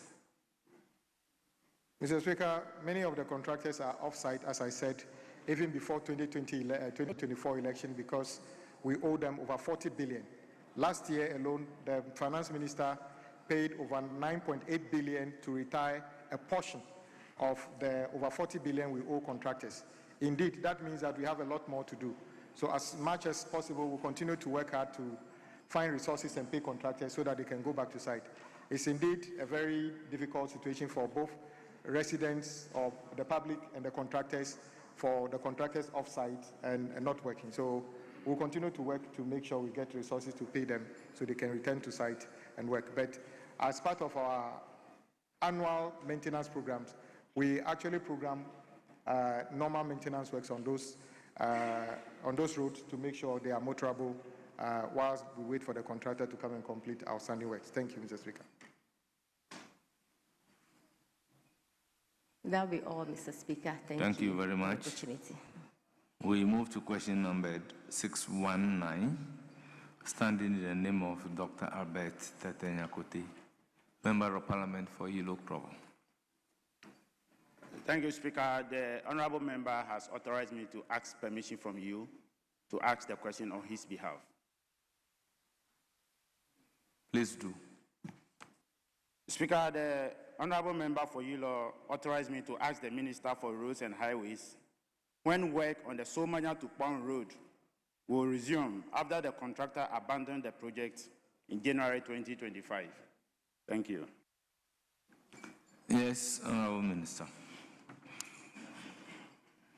Mr. Speaker, indeed, the contractor abandoned site, as I said, before 2024, but the contractor has since returned to site and works have started and is actively working on a box culvert, retaining walls and storm drains at kilometer 6 on the Somanya Pond Road and drainage works at the Asite Road. Mr. Speaker, thank you for the opportunity. Any supplementary question? Speaker, that will be all for now. Thank you. Question number 640, standing in the name of Honorable Chinibu Akodia Fokuo, Anso Nkwanta. Thank you, Mr. Speaker. Mr. Speaker, I would like to ask the Minister for Roads and Highways why the upgrading of the Pechi number 2 to Antochrome feeder roads, which is 21.3 kilometers, then threaded to Pechi number 2 link road, which is 2.4 kilometers, and critical access routes, which is 0.95 kilometers, have halted and the contractor has vacated sites. Thank you. Yes, Honorable Minister.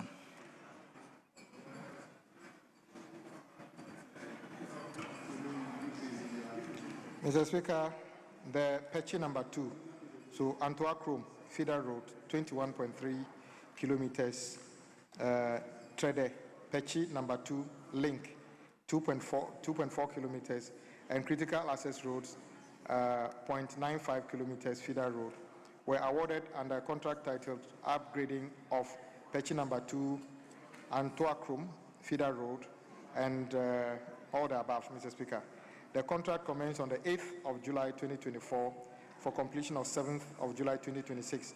The overall progress is currently at 34%. The contractor is currently not on site and works have stalled due to delay in payment for works done. Efforts have been made to get the contractor back to site to complete outstanding works. Yes, Honourable Member, any supplementary question? Thank you, Mr. Speaker.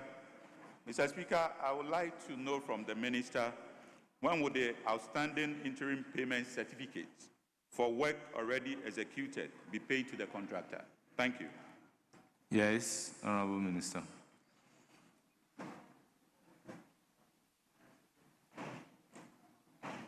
Mr. Speaker, as I said, as of the time President Mahama took over, contractors were owed over 40 billion Ghana cedis for works done and not paid for. We have since retired 9.8 billion of that, which is the highest ever payment to contractors within a period of time. It's the record payment. But as I said, if you owe even 40 billion, you pay even 15 billion, it presupposes that you still owe a lot of people and you have to find the money and pay.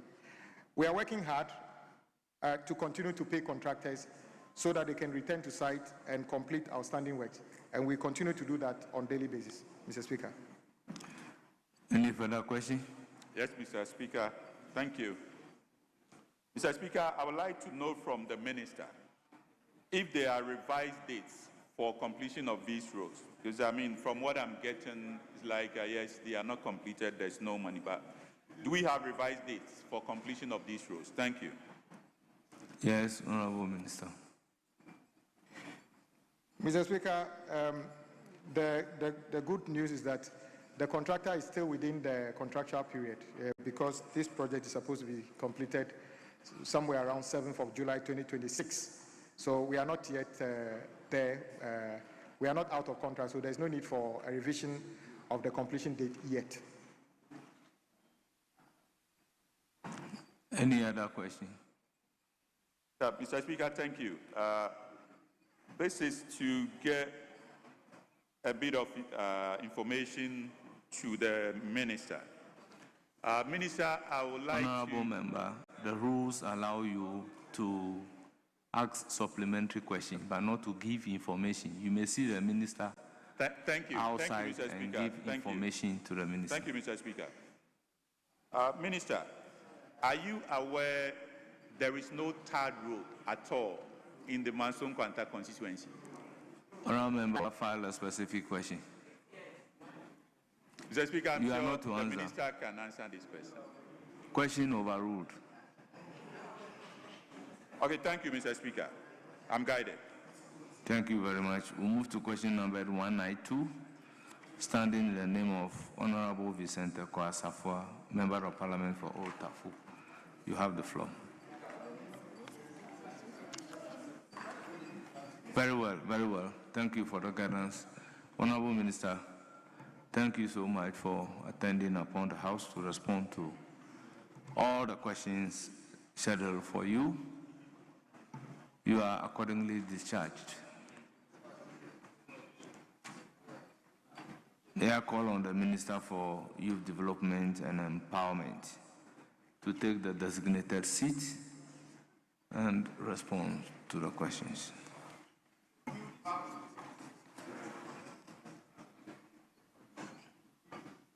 Minister having seated, I will call on Honorable Vicente Kwasafwa to pose the question. Thank you very much, Mr. Speaker. I rise to ask the Minister for Youth Development and Empowerment what specific measures the ministry has instituted to address the growing Wunim Red trend among the youth, which many regard as a threat to discipline, morality, and responsible citizenship in Ghana. Thank you. Yes, Honorable Minister.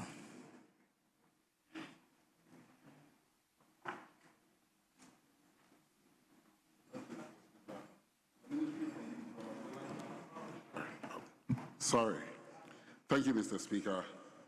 The Ministry of Youth Development and Empowerment, in response to the increasing usage of drugs and substance abuse among young people, the Ministry, in collaboration with its agency, the National Youth Authority, launched the Red Means Stop campaign, also known as Unim Red, as an initiative aimed at creating awareness on the negative effects of substance abuse on March 26, 2025.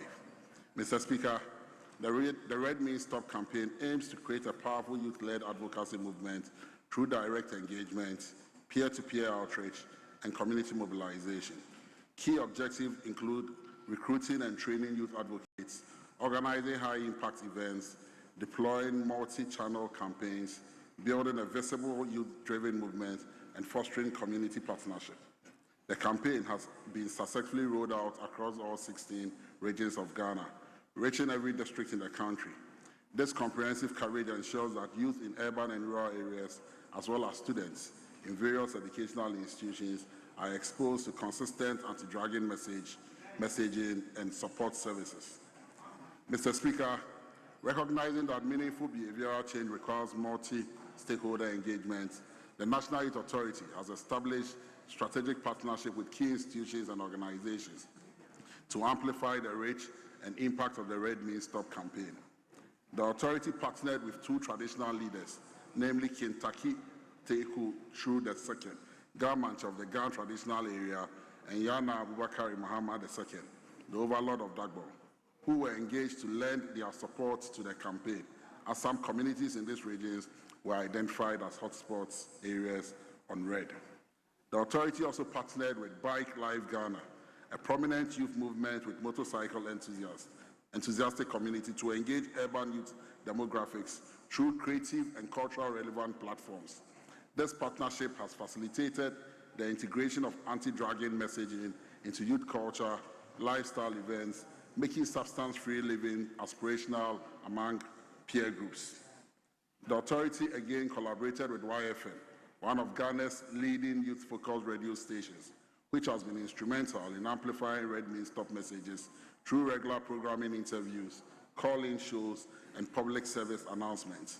This media partnership has significantly expanded our reach among young audience who actively consume youth-oriented content. Mr. Speaker, the Ministry, together with the National Youth Authority, actively participated in the high school party in the park event, a major gathering of second cycle institutions. This platform provided direct access to thousands of young people, enabling peer-to-peer conversations, distribution of educational materials, Red Ambassador recruitments, and real-time engagement on substance abuse prevention. The event demonstrated the effectiveness of meeting youth in their social space with relevant, non-preachy advocacy messaging. In a strategic move to enhance the campaign's appeal and credibility among the youth, the National Youth Authority has appointed renowned Ghanaian musician Medical as an official Red Means Stop ambassador.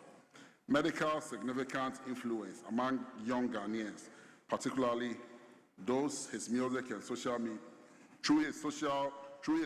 social media presence, makes him an ideal advocate for substance-free living. As Red Means Stop ambassador, Medical serves as a visible role model, championing anti-drug messaging through his artistic work, public appearance, and social media platforms. His involvement includes participating in schools outreach, featuring Red Means Stop themes in music videos and performances among young people, and engaging with young fans on substance abuse and dangers, and supporting peer advocate training and mobilization initiatives. Mr. Speaker, building on the momentum generated by the research that the ministry conducted, the campaign launch, strategic partnership, and celebrity ambassadorship, the National Youth Authority has developed a comprehensive roadmap for intensifying interventions against the UNIM red trend and broader substance abuse challenges. 1. Nationwide billboard campaigns. The objective is to create high visibility public awareness across all 60 regions through strategic billboard placements that reinforces the Red Means Stop message in high traffic areas. The billboard will be strategically positioned in the following high visibility locations: major highways and transport corridors, city centers and market areas, school zones and youth gathering points, bus and taxi terminals, sports stadiums and entertainment venues. The billboards will provide constant visual reinforcement of the Red Means Stop message, reaching millions of Ghanaians daily. This sustained public awareness will normalize conversations about substance abuse, reinforce peer norms against drug use, and remind youth and communities of the dangers associated with opioid and substance abuse. 2. Expanded youth advocate mobilization. The authority plans to recruit 2,000 plus Red ambassadors across all regions. These youth advocates will serve as peer counselors, event organizers, and grassroots mobilizers in their respective schools and communities. Training programs will equip ambassadors with skills in peer-to-peer communication, event planning, digital advocacy, public speaking, and community mobilization. 3. Event-based outreach activities.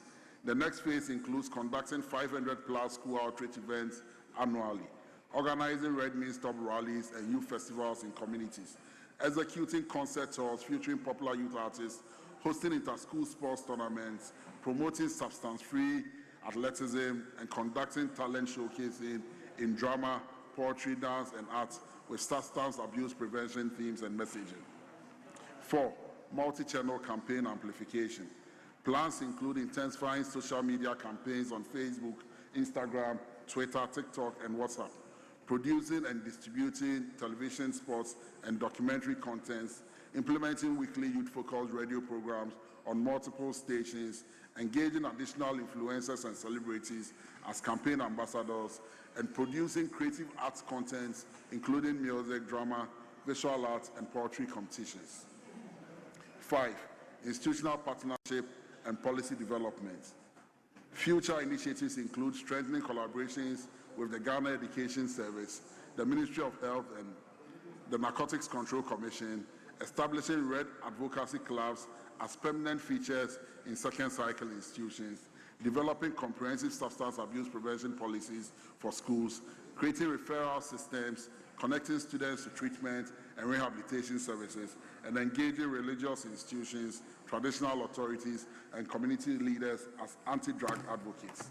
And then 6, the authority will conduct periodic surveys to assess changes in youth attitudes and behaviors, track Red ambassadors' recruitment and engagement levels, monitor social media reach and engagement metrics, collect testimonials and feedbacks from participants, document best practices, lessons learned, and generate regular reports on program activities and impact for continuous improvement. Mr. Speaker, in conclusion, the Ministry and the National Health Authority's comprehensive response to the unremitting trend and substance abuse crisis demonstrate a serious commitment to protecting the Ghanaian youth.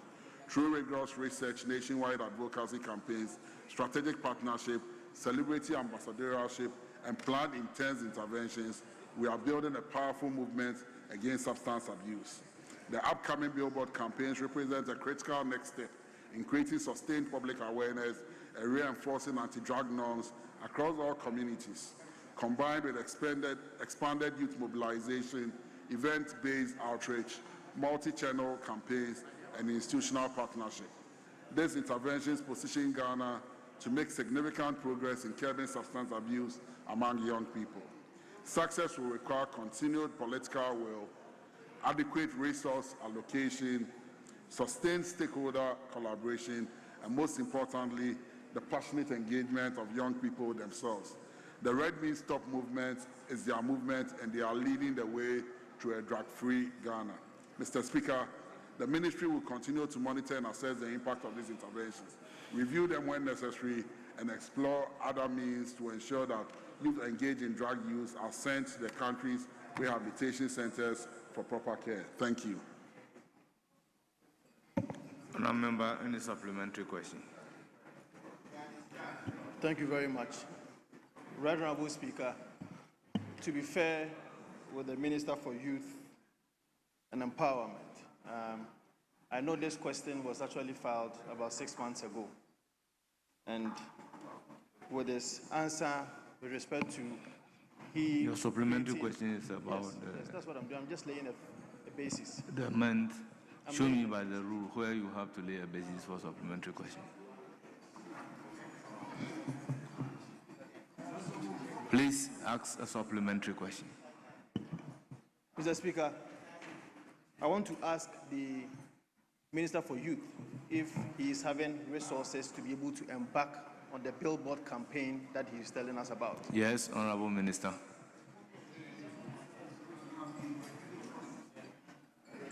I didn't hear you. If you could repeat your question. Yeah, you can repeat your question.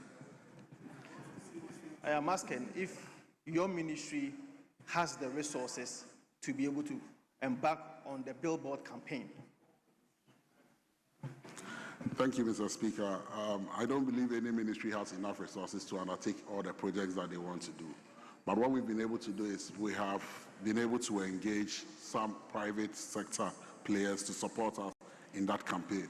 For instance, when we were doing the research, we got a private sector person to fund it. Government has made some allocations, but we believe that we will need more. And so we'll mobilize the needed resources to embark on that campaign. Thank you. Any further supplementary question? So in short, the ministry doesn't have the resources to do that. My second question to you is that you seem to have relied heavily on a media campaign. Have you decided, or have you actually done physical engagement in all the 261 districts across the country? Because media campaign may not be enough. Yes, Honourable Minister. Thank you, Mr. Speaker. Within the last 1 year, the ministry has conducted some research work in our major tertiary institutions across the country and all our second cycle schools across the country. And it is based on that data that has informed the strategy that we are deploying. Thank you. Yes, your last supplementary question, if any. Minister, my last question to you is that have you identified specific hotspot areas or high-risk areas where you think that this issue is very prevalent? And for that matter, you have specific intervention to deal with those areas, especially in our communities and our schools. Communities and our schools. Thank you. Yes, Honourable Minister. Mr. Speaker, the answer is yes. That is why, for instance, in the northern region, we are working with the Yana because Tamale is one of the hotspots that we've identified. The Greater Accra region is also one of the hotspots we've identified. That is why we are working with the Gamanche on this initiatives. Thank you. Yes, Thank you, Mr. Speaker. Mr. Speaker, I would like to know from the minister that since he has done enough engagement, I would like to know his targets. What is the numbers he's looking at now, and what numbers should we expect that after the campaign it will reduce to? Because he said he's been able to do Yes, Honorable Minister. Thank you, Mr. Speaker. It will be difficult to state what the numbers are. The problem we have with the drug menace is that people don't volunteer information easily. But from the data we have, from the research we conducted, especially within our tertiary institutions, we know what the numbers look like in terms of percentages. Our dream or our plan or our vision is that we want to reduce those numbers drastically. With the interventions we are doing, we intend to do another survey at the end of the year. And based on that, we'll be able to measure. Now we have a baseline. And so when we finish the survey this year, based on interventions we've done, we'll be able to tell. And then that will give us a sense of direction as to what we'll do next when we have that information. Thank you. Yes, Honorable Member. Thank you very much, Mr. Speaker. Please, I want to ask the minister if there are any counseling services or rehabilitation programs rolled out by the ministry as part of this initiative. Yes, Honorable Minister. Thank you, Mr. Speaker. Almost all our tertiary institutions have some counseling services in place. We've also engaged the Mental Health Authority to work with them in that respect. We've also engaged the private sector. What we realized is that most of the referral facilities are owned by the private sector, and so we've engaged them. The only problem is the cost for treatment. And so we are still in talks with them through the Mental Health Authority to see whether that cost can be reduced. But almost all our tertiary institutions have places for referral where they have some counseling services that are rendered to students who undergo such challenges. Thank you. Yes, Honorable Members, we'll move to question numbered. Honorable Members, we have a third day. Yes, leadership. Thank you very much, Mr. Speaker. Speaker, I heard and read from the minister, and read from the answers he provided, that he is collaborating with two major stakeholders, that's the Gamanche and the Yana. I want the minister to tell us the kind of collaboration, how, when, what is happening with this collaboration so far. Yes, Honorable Minister. Thank you, Mr. Speaker. We identified that the Greater Accra region is one of the hotspots where there is a lot of substance abuse. And we also identified that the northern region, Tamale to be specific, was another hotspot for substance abuse.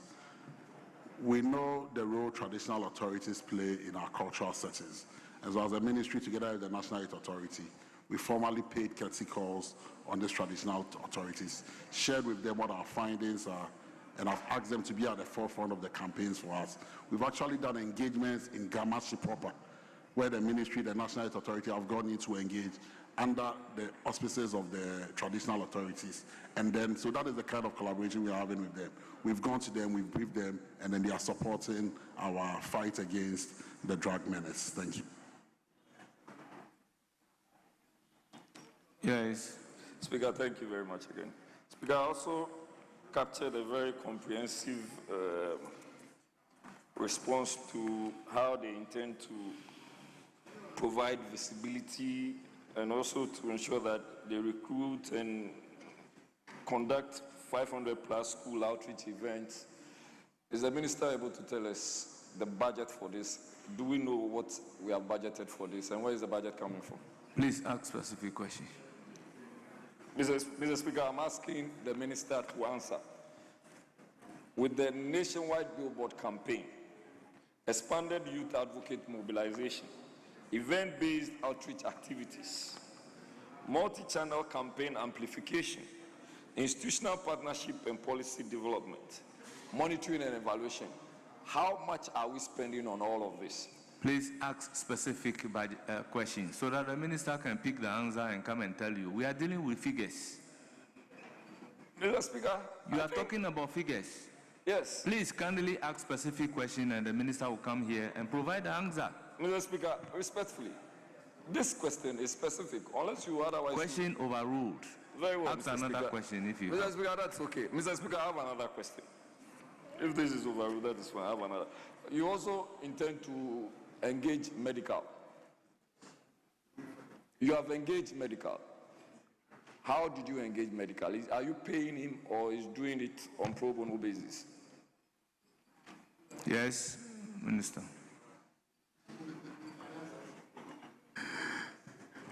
Thank you. We've not paid any monies to medical. We've engaged him, we are in conversations with him. We've asked him to be the lead and then be a front for us in this respect. But what we are working on currently is to get some other artists to come on board, compose some music, and then put it out. So when that is done, when there are any costs associated with it, we inform the House appropriately. Thank you.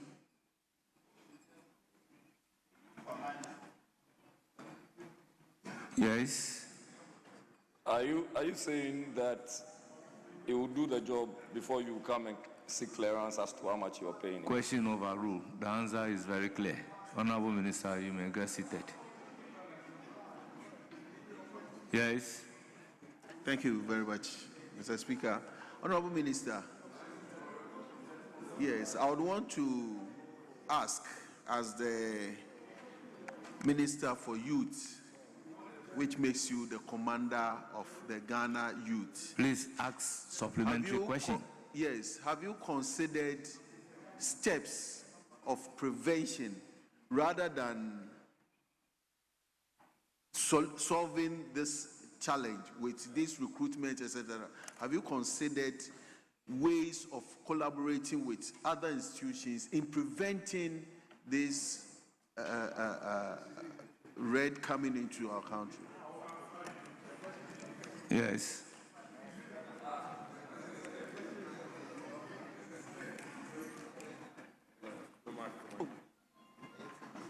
Thank you, Mr. Speaker. Yes, we've always advocated for prevention, and so a lot of the campaign we are running is targeted towards prevention. We've also engaged the various stakeholders like the Narcotics Controls Commission, the Mental Health Authority, and then the Ministry of Health on the way. Thank you, Mr. Speaker. The ministry inherited 8 uncompleted multi-purpose youth resource centers in 8 regions across the country. These projects were initiated by the National Youth Authority and commenced in 2018. They were designed to combine recreational facilities, attracting youth as a one-stop center for youth congregation and development.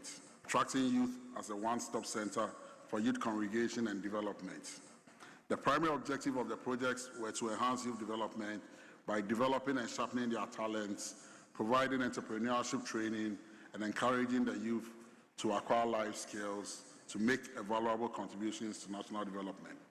The projects were undertaken in 2 phases, Phase 1 and Phase 2, with Phase 1 made up of spectator stands, football pitches, running tracks, tennis courts, handball and volleyball courts.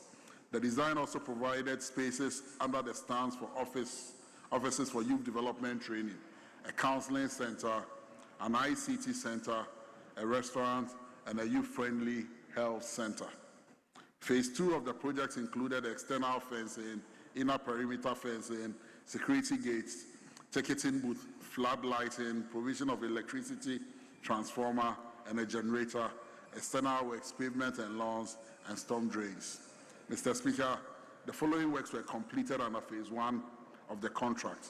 Construction of a VIP stand and 3 spectator stands is completed. Construction of a FIFA standard football pitch is also completed. Construction of running track sub-bays is completed. Plumbing works have been completed.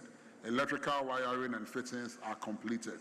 Construction of tennis and handball courts are also completed.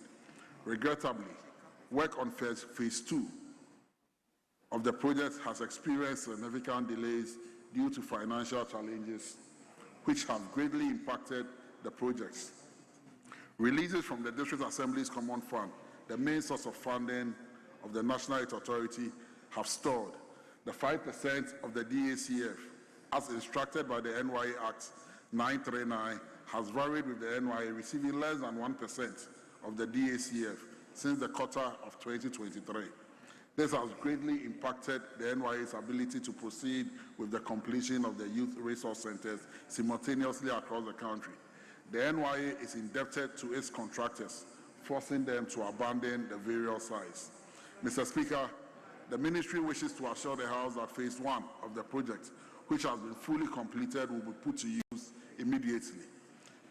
Discussions are currently ongoing between the Yendi Municipal Assembly and the National Youth Authority District Secretariat to begin allowing the youth in Yendi to start using the facility. Again, efforts are being made to impress upon the District Assembly's Common Fund to release funds to the authority to commence on phase 2. Barring any unforeseen circumstances, phase 2 of the project is expected to be completed by the end of the 2026 to make it fully functional. Mr. Speaker, the ministry has intensified efforts to secure releases from the District Assembly's Common Fund to the NYA to enable the commencement and completion of phase 2 of the project by the authority. The ministry expects the Yendi Youth Resource Center to be completed by the end of 2026 to make it fully functional for the benefit of the youth of Yendi and its environs. Thank you. Yes, any supplementary question? No supplementary question, Mr. Speaker. Thank you. Remember, this conference is specific. Let's move to question numbered 648, standing in the name of Isaac Boama Nyako, Member of Parliament for Efia. Thank you very much, Right Honorable Speaker. Mr. Speaker, I rise to ask the Minister for Youth Development and Empowerment when the 300 staff recruited under the Youth Empowerment Agency in December 2024 will begin receiving their salaries. I thank you, Mr. Speaker. Yes, Honorable Minister.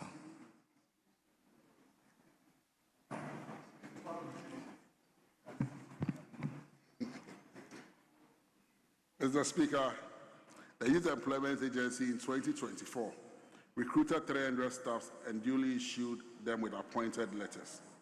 Mr. Speaker, upon assumption of office in January 2025, the new management conducted an internal audit as part of finalizing the payment processes of the 300 new appointees. However, the audit revealed some anomalies in the recruitment processes, leading to the suspension of the process of payment of salaries. Mr. Speaker, the audit revealed the following. 1, inconsistent documentation. The audit revealed that 50 appointees did not meet the 1-year criteria for regularization in line with the management directive. 30 of the appointees were unable to provide relevant certificates. 13 of the appointees did not meet the minimum qualifications in the YEA scheme of service. It was further observed that the dates of appointment letters preceded the official report from the Public Services Commission, invalidating all the appointment letters to be used to process payment of salaries. The audit also identified that the selection criteria for successful candidates is not available for review. Another finding was missing interview documentation. Interview score sheets and the attendance register for candidates were not available for review, making it impossible to verify whether the affected persons participated in the interview process or not. The audit therefore recommended to management, 1, annulment of the entire recruitment process. 2, a new recruitment exercise should be initiated to enable management to subject applicants to the prescribed processes and procedures for recruitment and appointments into the public service. Mr. Speaker, following the recommendations of the audit report, management decided to suspend the approved recruitment and salaries therefore as a result of the irregularities. Thank you. Yes, any supplementary question? Rightly so, Right Honorable Speaker. Mr. Speaker, from the Minister's response, he indicated that 50 appointees did not meet 1-year criteria, 30 unable to provide relevant certificates, and 13 did not meet minimum qualification. If you put them together, it comes to about 93 people or persons that had issues. Can the Honorable Minister tell us why the rest of 207 were not given their appointment letters since they didn't find any anomaly with their documentation. I thank you, Mr. Speaker. Yes, Honorable Minister. Thank you, Mr. Speaker. I did not say that the remainings did not have issues. I also said that the audit also identified that the selection criteria for successful candidates were not available for review. Also, another finding was missing interview documentations. So for all of them, we couldn't find any documentations for their interviews, and even their attendance sheets were not there, attendance register was not there. And when we assumed office, they had not been even put on the payroll in the first place. So they were not there in the first place for us to suspend them or not. They were not there. We realized that there were no documentations. Appointment letters were hurriedly given to them, but there was no documentations to substantiate that employment that was given to them. Thank you.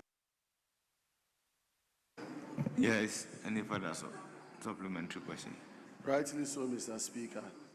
Mr. Speaker, government is a continuum, and so I believe the minister and the agency could have continued with those processes and given the appointment. But anyway, according to the Honorable Minister, he said that despite the audit recommendations, management decided to suspend the approved recruitment and salaries thereof. My question to the Honorable Minister is that did they communicate officially to the staff who were affected, since even post the December, some have worked for, and he knows that some have continuously worked for closely a year without salary payment. Did they officially communicate to those affected persons? I thank you, Mr. Speaker. Yes, Honorable Minister.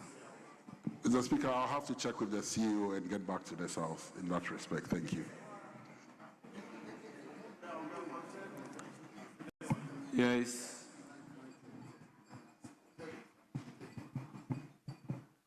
I thank you, Right Honorable Speaker, as a friend and my boss, to ask my third and final question. Mr. Speaker, with regards to the response given by the Honorable Minister, on the basis of this growing youth unemployment and the fact that these youth are your people. Honorable Member, I'm beginning to have a problem with you. What is your So final my question is supplementary that question? for the worked period, that they have not received salary, would the Honorable Minister look at it and make sure that at least the arrears of their salaries are paid? From what I've gathered, there is no record. That's what the minister is saying. What record are they going to use to effect the payment? You've listened to the answer. No, he said... Please ask another question. Mr. Speaker, I would like to find out from the Honorable Minister, based on the annulment, whether he has plans, because they said that the audit recommendation recommended that they go through prescribed... Honorable Member, are you asking question or you are talking to yourself? Mr. Speaker, I'm asking the minister a question. What is your question? My question is that when is the minister going to provide another opportunity for these affected persons to get employed under the YE program? I thank you. Yes, Minister. We will be undertaking another recruitment exercise. When that time comes, we will duly inform the 300 to reapply, and then we will subject them to the same interview processes. If they pass, we will employ them. Thank you. Yes, Kobe. Very well. Yes, Honorable Jerry Ahmed. Thank you very much, Mr. Speaker. Mr. Speaker, I want to find out from the Honorable Minister that in his response, he said it was an audit, he based the annulment on an audit report. The same audit report is asking him to recruit, the recruitment should be initiated to enable management to subject applicants to the prescribed processes and procedures and appointment given. Has he done so? Yes, Honorable Minister. Thank you, Mr. Speaker. We are yet to undertake that process, but we will definitely undertake it this year, and when that time comes, we will inform them. Thank you.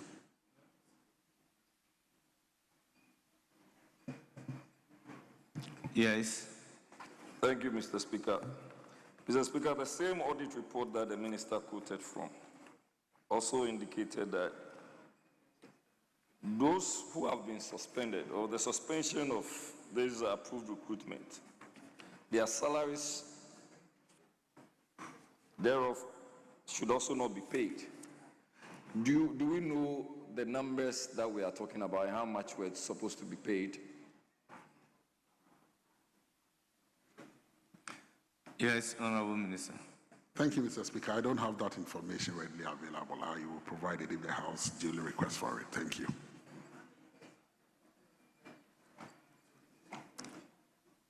Mr. Speaker, that will be all. Yes. Honourable members, let's move to question number 535, standing in the name of Honourable. Well, that brings the end of questions scheduled for the Minister for Youth Development and Empowerment. On your behalf, I thank the Minister for attending upon the House to respond to the said questions. We will then proceed to have the questions for the Minister for Government Communications. May I ask the Minister to take the designated seat?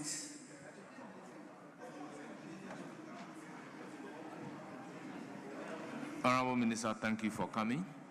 I call on Honorable Frank Anodompré to pose the first question. Right, Honorable Speaker, with deference to you, I have the permission, and with your permission, I have the authority of Honorable Frank Anodompré to ask the Minister of Government Communications this question. Yes. Yes, do. Very well. Thank you very much, Mr. Speaker. Mr. Speaker, I rise to ask the Minister for Government Communications the full details of Government Advisory Council, which was set up upon the invitation of the President to representatives of civil society organizations, CSOs, in Ghana, and what this auxiliary body is costing the taxpayer. Yes. Thank you very much, Mr. Speaker. Mr. Speaker, let me clarify from the very outset that the Governance Advisory Council has not yet been set up. As we all know, a bill to establish the council is currently before this House for consideration and passage. And I believe that the consideration and passage of the bill by this House will offer scope for deliberations which will adequately address any inquiries and questions that may arise regarding the details, objectives, purpose, and function of the council. Mr. Speaker, having regard to the fact that the council... That's what the minister said in his Speaker, I heard that, but I also have a certain view that all those bills come to Parliament. So in the event Parliament did not pass the law, what happened? Very well. I take your cue. That's the impulse of your question. That's okay, Mr. Speaker. Yes. In the absence of any further supplementary question, let's move to question number 96, standing in the name of Honorable Vicente Koasafwa, Member of Parliament for Old Tafo.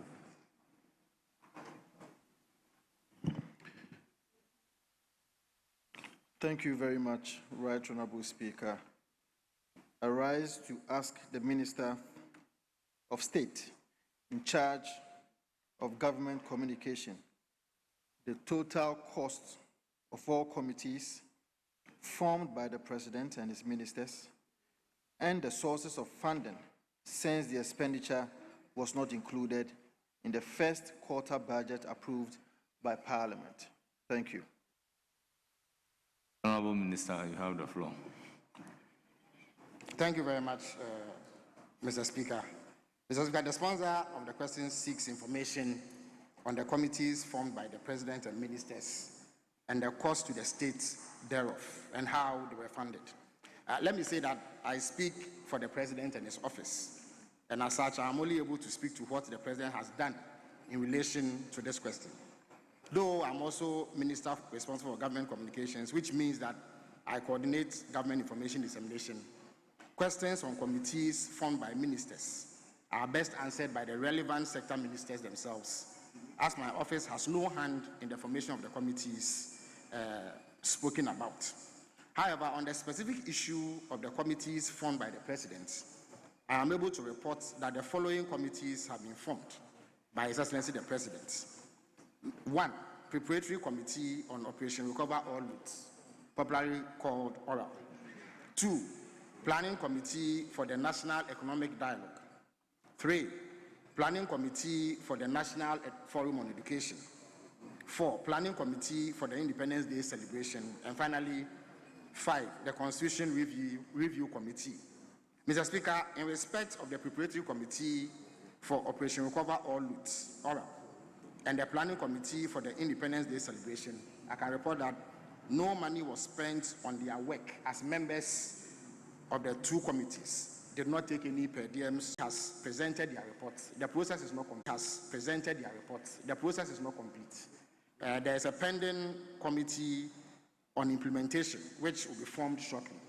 And once they are formed, they will carry on the processes to their logical conclusion, which includes bringing recommendations to this House for approval. It is when that has been done and everything has been concluded that we'll be in a position to compute the cost and make same known to the Ghanaian public. Thank you very much, Mr. Speaker. Any supplementary question?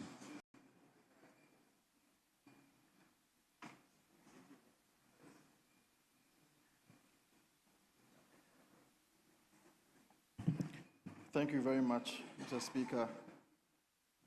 On page 62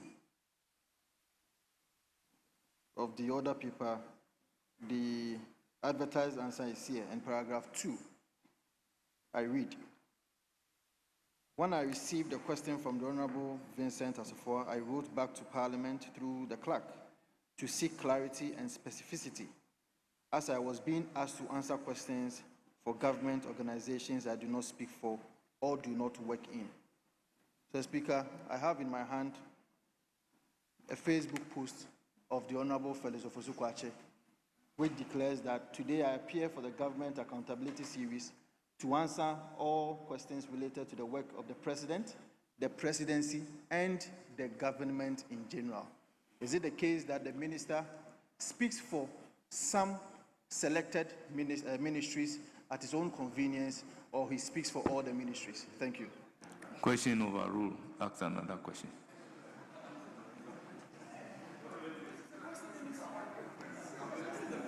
The import of your question is the committees formed by His Excellency the President, the cost and the source of funding. These are the three things in your question. Read Standing Order 89. Right Honorable Speaker, respectfully I disagree with you. With the greatest respect. Let's read Standing Order 89 together. You are a lawyer, so I'll be happy engaging you. When I stand here on behalf of the people of Otafo. Yes, but you are a lawyer. I'll be engaging you. Okay, but I'm just saying that This is what Standing Order 89 says. As soon as a question is answered, any member, beginning with the member who asks the question, may, without notice, ask a supplementary question for further clarification of any matter of fact on the answer. But a supplementary question, listen to this carefully, a supplementary question shall not introduce a matter not included in the original question. In the original question, is there any issue of Facebook posts included? Right Honorable Speaker, I so much agree with the standing orders, and the basis or the fulcrum of my question is paragraph 2 of his answer. Yes. Paragraph 2 of his answer but states look at the order as a whole. Honorable Speaker, you are not even allowing me to speak. A supplementary question shall not introduce a matter not included in the original question. That is the guideline. You may ask a question from the answer, but it must flow from the original question. And your original question, you are asking of three things, which is clear from your question. The committee's form, the cost incurred, and the source of funding. Yes? Mr. Speaker, sometimes you respectfully have to also consider some of these conversations. My colleague is a legal practitioner. Whatever the answers are, his question was also based on some evidence that the minister once upon a time made this statement. Yes, And he Honorable referred Jerry. to that Yes. by showing to this house Yes. that this was what the minister said in his Facebook post. Yes. And Mr. Speaker. Let me ask you. Yes, Mr. Speaker. Because I'll be comfortable engaging you as a lawyer. The question is on committees formed, costs incurred on those committees, and the source of funding. This is what the question is saying. Tell me whether this question has anything to do with Facebook. Mr. Speaker, the minister responds to every matter that has to do with government. Every matter. He is the minister in charge of government Honorable communications. members, I intend not to argue with you. The question is Mr. overruled. Speaker, you asked me a question, and I'm asking. Yes. Mr. Speaker, so to be fair, yes. If the minister wants to answer this question and he doesn't even have the information on the said question, he could have said to my colleague that, let me come back and furnish you with the rest. He's the minister for government communications. Honorable member, in asking question, the rules are not framed because the minister has a capacity to answer the question or not. Supplementary question must not introduce any matter. Now, if you ask a question on three things, give me the committees formed by the president, give me the costs incurred by the president, and then the source of funding. Then in asking a supplementary question, you are referring to a Facebook post. Are we being fair to ourselves? That's the basis of me overruling the question. And I think I'm justified. Mr. Speaker, we are not saying that you do not have the powers to overrule. All we are saying is that the minister, these questions are within his remit. And besides that, the question that my colleague followed up with, which was a supplementary, he only showed the Facebook post as evidence to say that you cannot approbate a reprobate. That is all.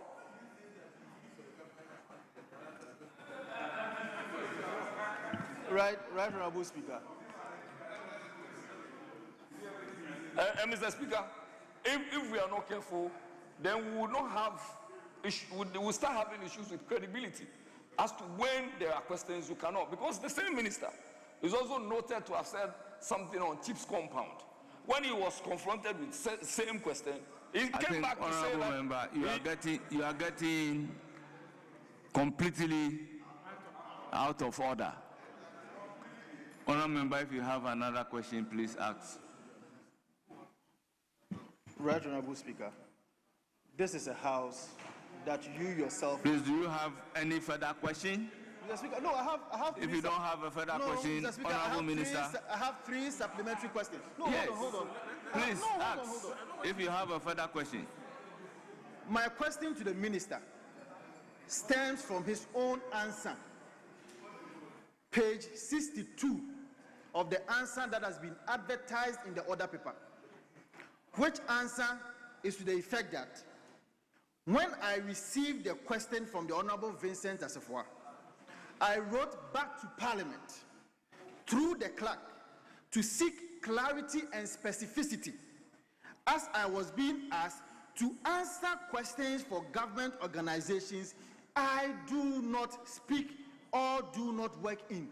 My question to him is that, Mr. Speaker, and you need to protect me, the minister cannot be evasive. I am saying that this is a Facebook post. What is your supplementary question?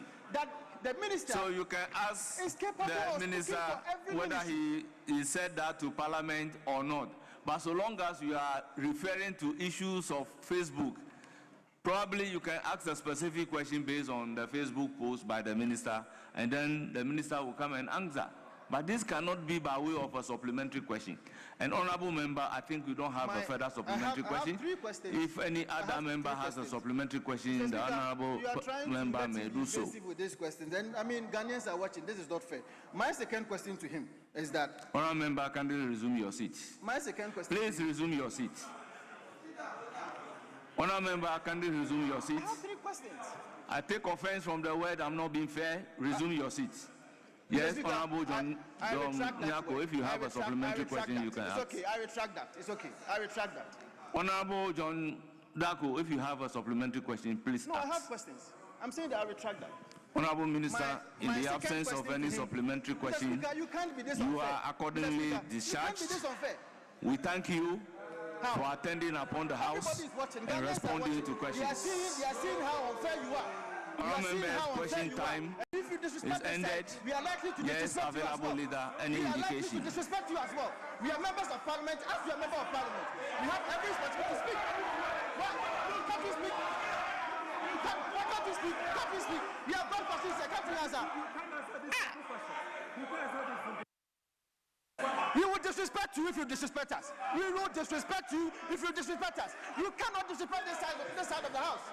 You cannot disrespect this side of the house. Honorable member, your conduct is becoming disorderly. I can ask the marshals to walk you out if you repeat.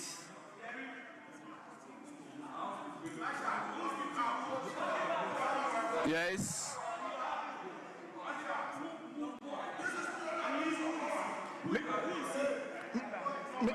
Mr. Speaker, we want to take item 19 at page 20 of today's order paper, Security and Intelligence Agencies Bill 2025. If it pleases you, we'll take clause 1 up to clause 4 and we'll pause and then go back to legal education reforms. Honourable members, the application is to take item number 19.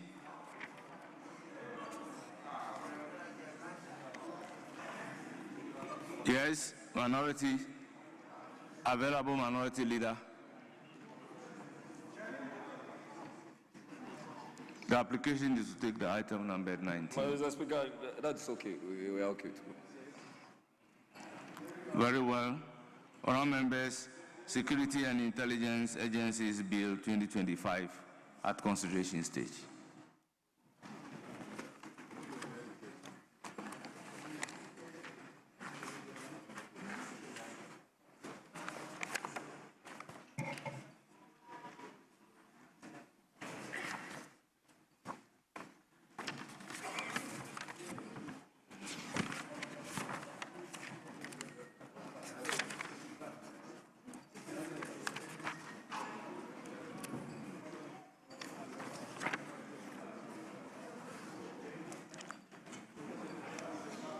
Honourable members,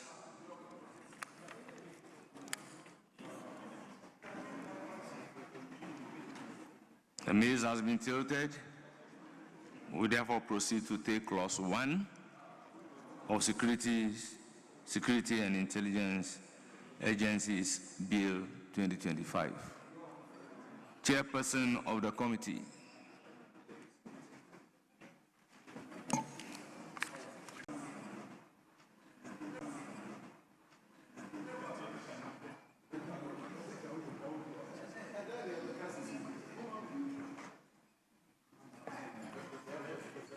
Yes, clause 1.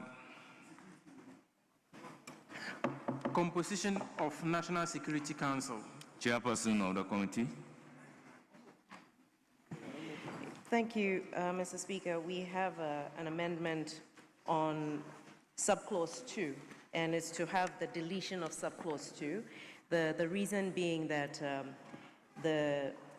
in the Article 83, the establishment of the National Security Council gives a bit of leverage in terms of 3 options of persons for the President to add to the sitting of National Security Council meetings. And in this bill, what happens is it ties the hands of the President to 3 specific persons. And the committee was of the view that this would limit the leeway around the invitation of members to be part of the National Security Council.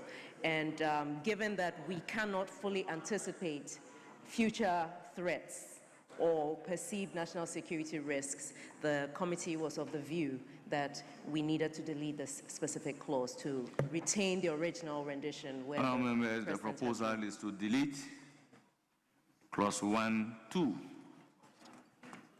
Any further? Members, I'll put a question. As many as are in favor of clause 1, 2 being deleted, say aye. Those against say no. The ayes have it. The proposed amendment is carried. Clause 1, 2 is accordingly deleted. Yes, I'll put a question on the entire clause 1. As many as are in favor of clause 1 standing part of the bill say aye. Those against say no. The ayes have it. Clause 1 is accordingly ordered to stand part of the bill. Clause 2. Secretary to the Council.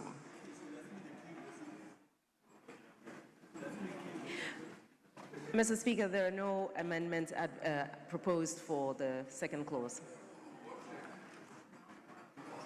Honourable members, clause 2 has no advertised amendment. It is, however, for the consideration of the House. In the absence of any proposed amendment, I'll put a question. As many as are in favor of clause 2 standing part of the bill say aye. Those against say no. Honourable members, the ayes have it. Clause 2 is ordered to stand part of the bill. Clause 3. Procedure at meetings of the Council. Chairperson of the committee. Thank you, Right Honourable Speaker. The proposal is to have the deletion of procedure at as part of the title. Honourable members, the proposal is to delete procedure at so that the head note will remain meetings of the Council. I'll put a question on the proposed amendment to the head note. All those in favor of the proposed amendment to the head note say aye. Those against say no. The ayes have it. The proposed amendment to the head note of clause 3 is carried. Yes. Mr. Speaker, on 3, I propose that a person invited to participate in the deliberation of the Council under subsection 2 shall not vote on a matter for decision before the Council and shall take the oath of secrecy. Since this is a security matter, if the President invites somebody who is not a member of the Council to come and sit in the deliberation, I propose that before the person is admitted, the person takes the oath of secrecy. Which clause are you talking about? So I'm talking about 3.3. Because it starts with 3.2 actually, that the President may act in consultation, invite such other persons as the President may consider necessary for the deliberations of the Council. So my proposal is that those people who will be invited by the President will be required to take the oath of secrecy.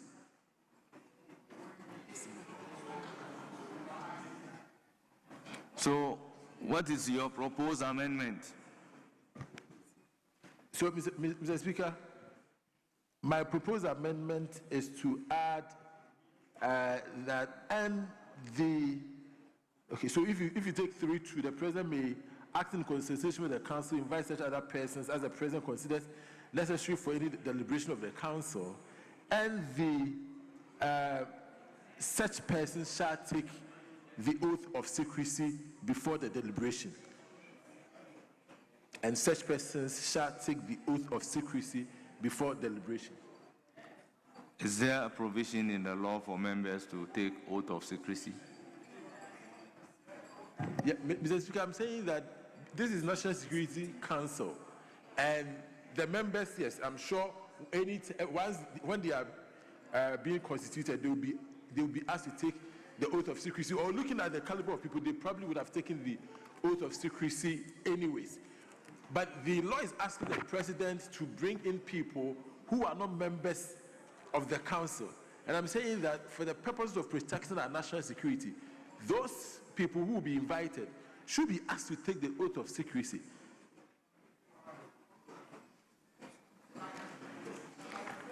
You see, honourable members, we should be very careful asking a constitutional provision to be amended when it is repeated in a law. If you look at Article 83, 3, it reads the President may, acting in consultation with the National Security Council, invite such person as he considers necessary for any deliberations of the council. We are here making an act of parliament which seeks to repeat a constitutional provision.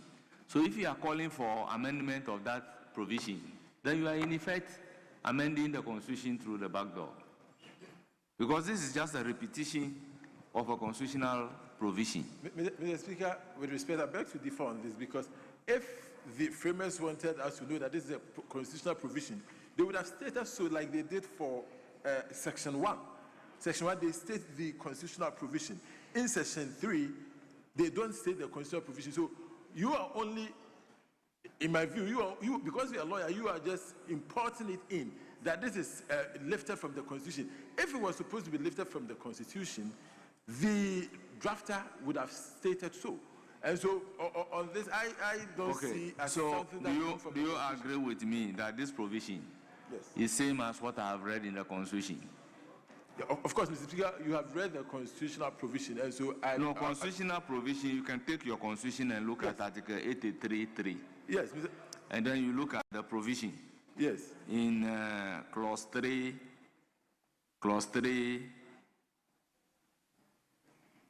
2, you realize that it is verbatim.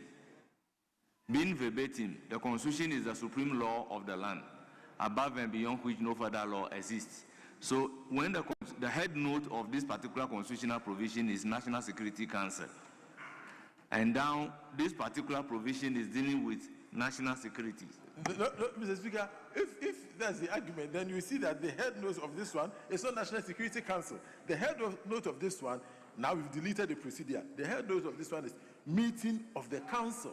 Yes. And unless you are telling me that the whole of Section 3, the whole of Section 3 is lifted from the Constitution, then I can concede. But I don't think that the whole of Section 3 is lifted from the Constitution. No, I'm not talking about the whole of the Section 3. What I want you to understand is that the Constitution being the supreme law of the land, if it states that the President may, acting in consultation with the National Security Council, invite such person as he considers necessary for the deliberations of the Council. But the Constitution doesn't tie it to those being invited to take oath, and then we are making law by an act of parliament. We are saying that the President may, acting in consultation with the Council, invite such other person as the President considers necessary for any deliberations of the Council. Won't you agree with me that by adding to this constitutional provision, we are amending? In other words, when this law is in conflict with the Constitution, which one prevails? Okay. So that's why in drafting we believe that you cannot be wrong using the constitutional language. Yes, Mr. Speaker, let me just make my last point. You see, your point will be, in my view, valid if the provision had made reference to the Constitution. You understand? If the provision had made reference to the Constitution, then you'll be 100% right. But as it stands now, you are the only one saying that you are lifting this from the Constitution. Here is just an act of parliament, and we are definitely not seeking to amend any part of the Constitution. All right? So, Mr. Speaker, let's be careful. This is not the constitutional provision we are lifting. If you had made reference to the constitutional provision here, I wouldn't have even made any case. But as it stands now, I believe that by adding the suggested addition, we are not definitely amending the constitutional provision. Thank you, Mr. Speaker. Then I'll come to you. Let me hear them. Then I can come to you. Yes? Yes? Mr. Speaker, I believe that for sensitive meetings in this country, especially cabinet, for instance, if new persons come in, they are asked to swear an oath of secrecy. I don't think there will be anything wrong if we can add such a clause in addition to the constitutional provision you are talking about. No. So that we can protect the sanctity of the national security. My problem is that when a provision is lifted from the Constitution, you do the lifting as a whole. You know, the process of amending the Constitution is spelled out in Article 289 and 290. That's a different process altogether. And two, the Constitution is the supreme law of the land, and any other law which is inconsistent to the Constitution is null and void. Now, the Constitution has a whole chapter or a whole provision in the Constitution dealing with National Security Council. Now, this particular law, the provision, is also dealing with National Security Council. Now, the Constitution gives power to the president to invite any member that he deems fit to attend the meeting.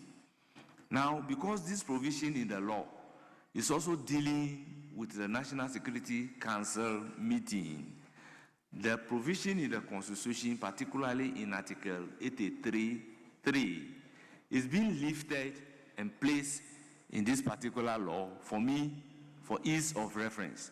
Because if this is not in this law, the president has the constitutional power to do it anyway. Now, by the introduction of the amendment, what we'll be having in this law will have a tie different from what is stated in the Constitution.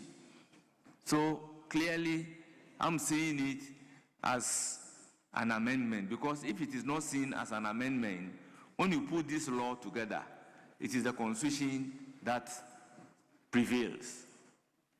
Mr. Speaker, I believe that since you are concerned with the amendment, maybe you can add an additional amendment to this one so that what you are saying stands, and then the additional provision will be that the person who has been nominated by the president. Kwabi, do you have the Constitution with you? Maybe we are not reading the. If you put the provision in the Constitution, 83(3), and then clause 3(2) together, you realize that it is verbatim. It's just copied and pasted there. That's why I'm saying that any attempt to add, and in drafting, if you use the constitutional language, you don't add. Yes, let me hear you, Honorable James Agalga. Mr. Speaker, this matter does not even admit of any form of debate, because the clause is so clear. It reads, with your kind permission, composition of National Security Council. That is clause 1. And it says, the National Security Council established by Article 83 of the Constitution consists of. So this is a direct lift from Article 83. And it goes on and on and on. In fact, the wording is verbatim. The lifting is verbatim. It goes on and on and on. And now it talks about meetings. We've amended the procedure at meetings, deleted procedure at an... So please make reference, and you'll find that council, for brevity's sake, used in the bill. The interpretation tells you what council means. So you were saying which council, and the interpretation speaks to that. So council is National Security Council. Thank you. Yes, you have the floor. Yes, thank you very much. Consideration stage. Thank you very much, Mr. Speaker. Look, I think that my colleagues are just, with respect, missing the point, because my friend and brother just walked in. My argument here has nothing to do with the section 1 or clause 1. My argument has to do with 3(2). And what I'm saying, and after this I'll sit down and leave everything to the Speaker. What I'm saying is that if you look at it, it says that the President may, acting in consultation with Council, invite such other persons. So my issue is that those other persons that will be invited, they are the ones I am asking that we can subject them to oath of secrecy. That's my question. So you haven't even addressed it. You've completely lost the plot.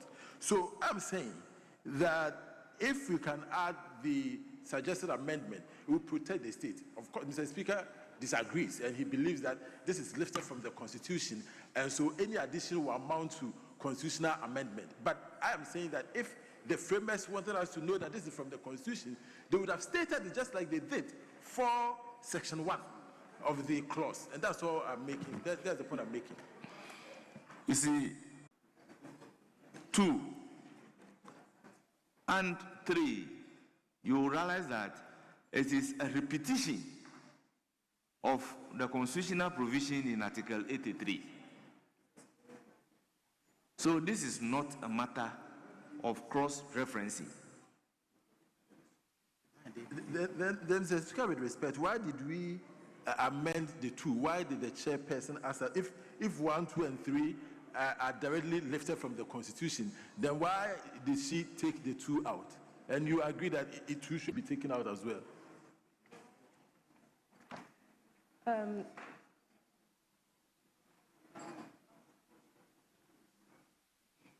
Now, let's look at 83. Yes, let me give you the floor. I seem to be talking too much. Mr. Speaker, the deletion that was proposed by the committee is to allow this bill to be aligned with Article 83 of the Constitution, which is an entrenched section of the Constitution. So we just do not want to change what is there, where the president is given flexibility of 3 people, now being narrowed down to 3 specific people, namely immigration, National Fire Service, and gender balance. So it's really just respecting what's in the parent document, which is the Constitution. So if you look at, in other words, if you look at the constitutional provision in Article 83, it doesn't have the 2. That was the basis of deleting the 2.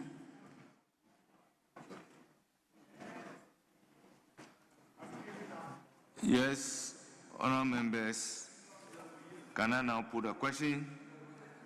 Yes. Mr. Speaker, mine is not. This begs the question where the minister is. The minister and the deputy minister. This is a major security situation. They can, with all deference to them, come and dump and then move away. They should be contributors of this debate. And especially to give direction on and then when it is critical to solicit their views on this, then on policy matter, we can go back to them and ask them. But as usual, they will come, leave it and give it to the chairman, who perhaps, or chairpersons, I'm not sure which one. Yes, so who could have been a minister? Honorable Jerry Ahmed, what is your suggestion?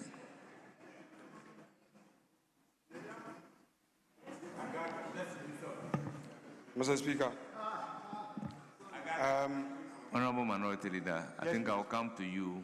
Oh, no, Mr. Speaker. Because I'm just asking him to offer the suggestion in the circumstances. Yes, Mr. Speaker. So when you get up, he will not be able to respond. Yes, Mr. Speaker, he was echoing the position of our side. And I just wanted to pick it up from... You understand? He is on the floor. You understand? So elucidation. You want him to say it? No, it's not elucidation. In the circumstances, he's on the floor. Mr. Speaker, invoke prudence. Invoke prudence and let's make progress. I beg you. So I am a man of the rules. You are the man of the prudence. Yes, Minority Leader, you have the floor. Thank you, Mr. Speaker. You are all we have. So you are all we have. So we fight and reconcile. That's the beauty of it. Mr. Speaker, I remember you saying that in your days as a ranking on the Constitution and Legal Affairs, there were times that you had to literally shepherd some bills in this very house. It is true. I know also for a fact your industry at Winnowing, where you would always be with Honorable Cheme Sabonsu, the majority leader, as he then was. Mr. Speaker, but there can be exceptions. this is becoming one too many. Mr. Speaker, the argument I followed on TV prior to entering and upon entering, if you pay attention to what my senior at the bar, Senior Gaga, and my colleague John Darko, were putting across, clearly you could see that there is a policy issue. Mr. Speaker, you would come in with your experience and knowledge on drafting to guide, but the heavy lifting shouldn't be the chair's responsibility. The minister responsible for this bill must find time and come to the Chamber of Parliament. He has a deputy minister. They must find time for House of Parliament. You don't introduce a bill, and when you are needed to give a guide on policy, you are nowhere to be found. Mr. Speaker, that is not acceptable. This is an important legislation. Where is the minister? We also dealt with the new bill on the legal education for our lawyers, our young student lawyers. After the first effort by the Attorney General, we haven't seen him again. Please, I'm saying after. Honorable Doyo, with respect, I am careful with my choice of words. I said after his first efforts.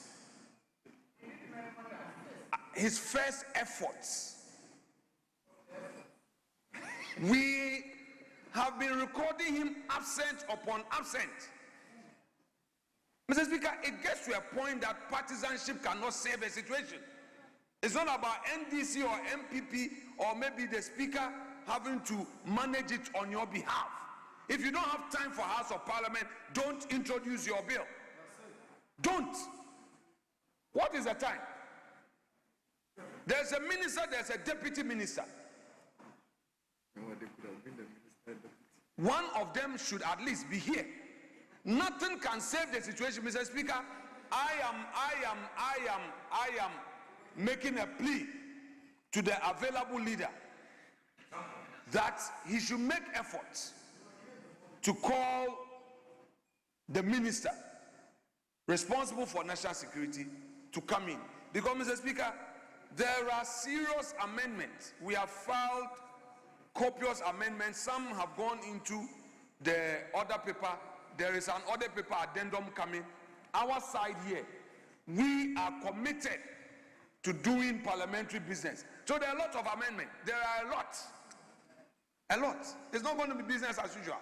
And we need him here to answer questions, to debate on what will go into the legislation. Mr. Speaker will not do any heavy lifting for anybody. Mr. Speaker will not do. He's been doing the heavy lifting for you. This evening, Mr. Speaker will not do any heavy lifting. They should come and do their work. And that is what we are saying. And it's not a party matter. It's not MPP, NDC matter. It's about the country. You should stop it. You are just a law student. Ashama, you are just a law student. So please, if you want to rebut me, rise, catch his eye and speak. That's noise. I don't entertain it. Yes, so then you should listen to me in silence. Mr. Speaker, I'll rest my case, but there should be no excuses. Let the minister come. Mr. Speaker, you've taken the advice from the minority leader in good faith. I've reached out to the minister, and he's on his way coming, so we can proceed, and the minister will join us. We are not dealing with the intelligence bill, so I've called the minister. He will join us. So, Mr. Speaker, we can make headway. Yes, but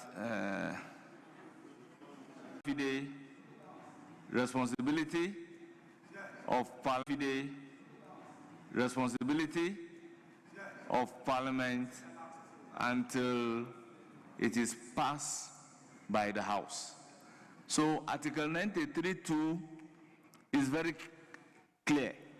So we should be careful not to set a bad precedent that because a minister is not here, we should not proceed to do a consideration of a bill. We'll be causing harm to ourselves, contrary to the power given us by Article 93(2). So, honourable members, let's make progress.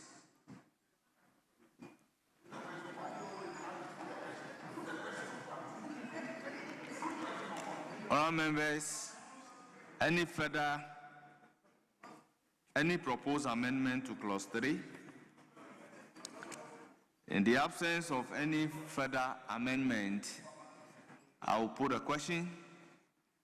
As many as are in favor of clause 3 standing part of the bill say aye. Those against say no. The ayes have it. Clause 3 is ordered to stand part of the bill. Clause 4.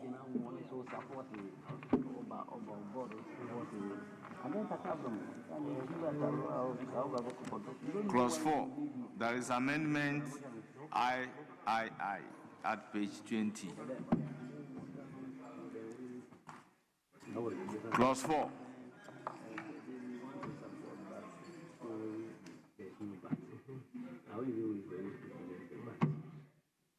It appears somebody's microphone is on.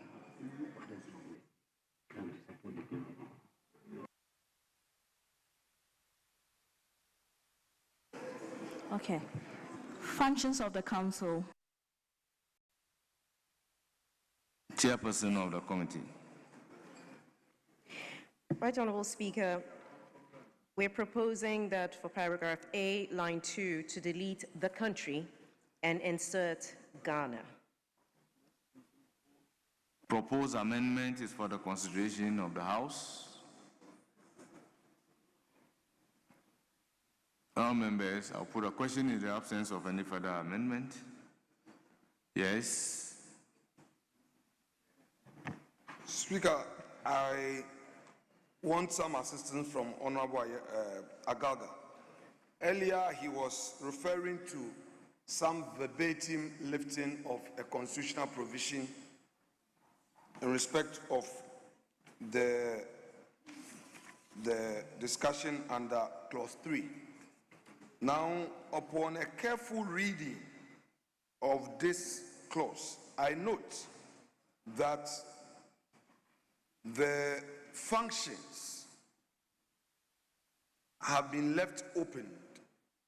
In other words, what seem to have been listed are indicative but not conclusive. So the drafting language used here, quote, the functions of the council in accordance with Article 84 of the Constitution include, then it gives you a listing of A to D. I want to know from my colleagues, Article 84, if we may turn to it, because you're saying according to Article 84, in accordance with 84.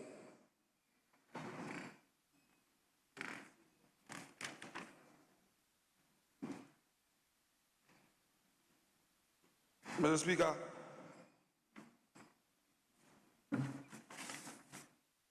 is it the case that this one was also lifted verbatim from 84? Because going through the B, it isn't too clear. So you may have to read again and then be double sure. Mr. Speaker, if they think they are very double sure, we may proceed. Are you talking in respect of the proposed amendment, Ghana instead of country? No, Mr. Speaker, the Constitution refers to Ghana. Yes. But I'm saying that they should have a look at B again. So then allow me, if you agree with the proposed amendment, to put a question on the proposed amendment. Because I thought your amendment is to the proposed amendment. Mr. Speaker, before we go to the yes. B. Okay, very well. Those in favor of the proposed amendment by the chairperson of the committee say aye. Mr. Speaker, all these amendments seek to do is to align the bill perfectly with what's in the Constitution, so that it's a proper lifting from the Constitution to the bill. That's why where it says the country, we've replaced it with Ghana. Yes, it's for the consideration of the House. You've heard the rationale behind. I'll put a question. All those in favor of the proposed amendment by the chairperson of the committee say aye. Those against say no. The ayes have it.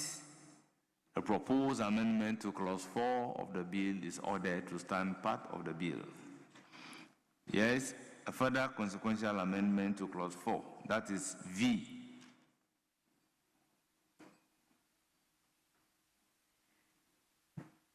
Mr. Speaker, here again, it's for paragraph C, lines 2, delete the country and insert Ghana. Honourable members, this is a consequential amendment. I'll put a question. As many as are in favor of the proposed amendment say aye. Those against say no. Honourable members, the ayes have it. The proposed amendment is ordered to stand part of the bill. Now to entire clause 4. We can then reverse to the minority leader. Mr. Speaker, I think my respected colleague, the chair of the committee, has done the needful on the bill. I'm saying that my respected colleague, the chair of the committee, has done the needful on the bill, so no further concerns.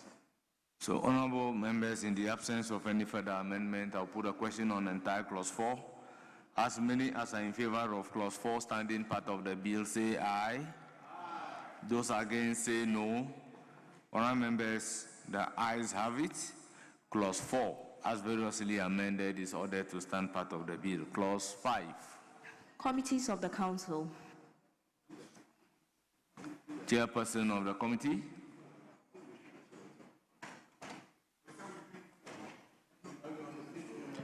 Mr. Speaker, the agreement was to end at clause 4. Very well. So we'll bring a closure to Security and Intelligence Agencies Bill 2025 for today, and then we'll take the Legal Education Reform Bill. Thank you very much. Yes, Minority Leader. Well, Mr. Speaker, my position hasn't changed. He said that the minister is on his way, the Attorney General is on his way. I don't know what he means by he's on his way. And he hasn't engaged our side on, please, they have briefed me. You haven't engaged. So it's not a matter of I wasn't here. This excuse that I wasn't here, don't use that to divide us. We always engage each other here. So you haven't told them anything. They briefed me fully. Mr. Speaker, I would suggest that if government doesn't have any more business to be done whilst waiting for the Attorney General, then we should adjourn the House. Tomorrow is very packed. Tomorrow we have the motion on these gold board losses to be taken. There is a public lecture. There are other matters. The policy that the finance minister introduced, that was referred to the finance committee, that the majority leader wants the report taken tomorrow. So tomorrow is a very packed day. Meanwhile, Friday, we are supposed to prepare to receive the president, expecting that he would announce policies to reduce, to increase the cocoa producer price back to its original state. That is our expectation as a minority. So, Mr. Speaker, these are very critical matters. You know, Mr. Speaker, besides, they have very empty seats on their side. On their side, they are if I count them, they are just about 22. Honourable Minority Leader, hold it. Yes, Mr. Speaker. We have come to the end of a consideration stage of the Securities and Intelligence Bill for today. Now you have the floor. Yes, Minority Leader.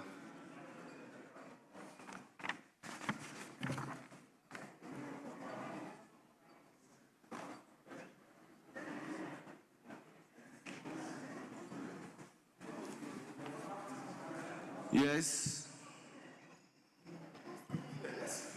Mr. Speaker, I'm inclined to agree with the minority leader.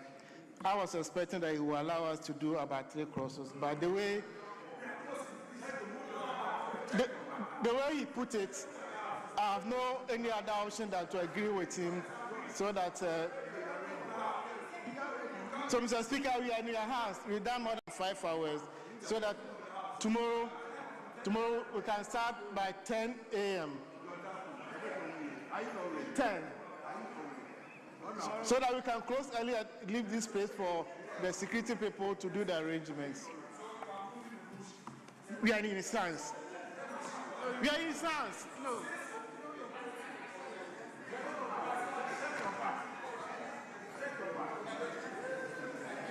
Yes.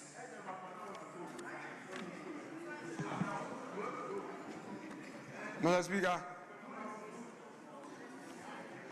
the available leader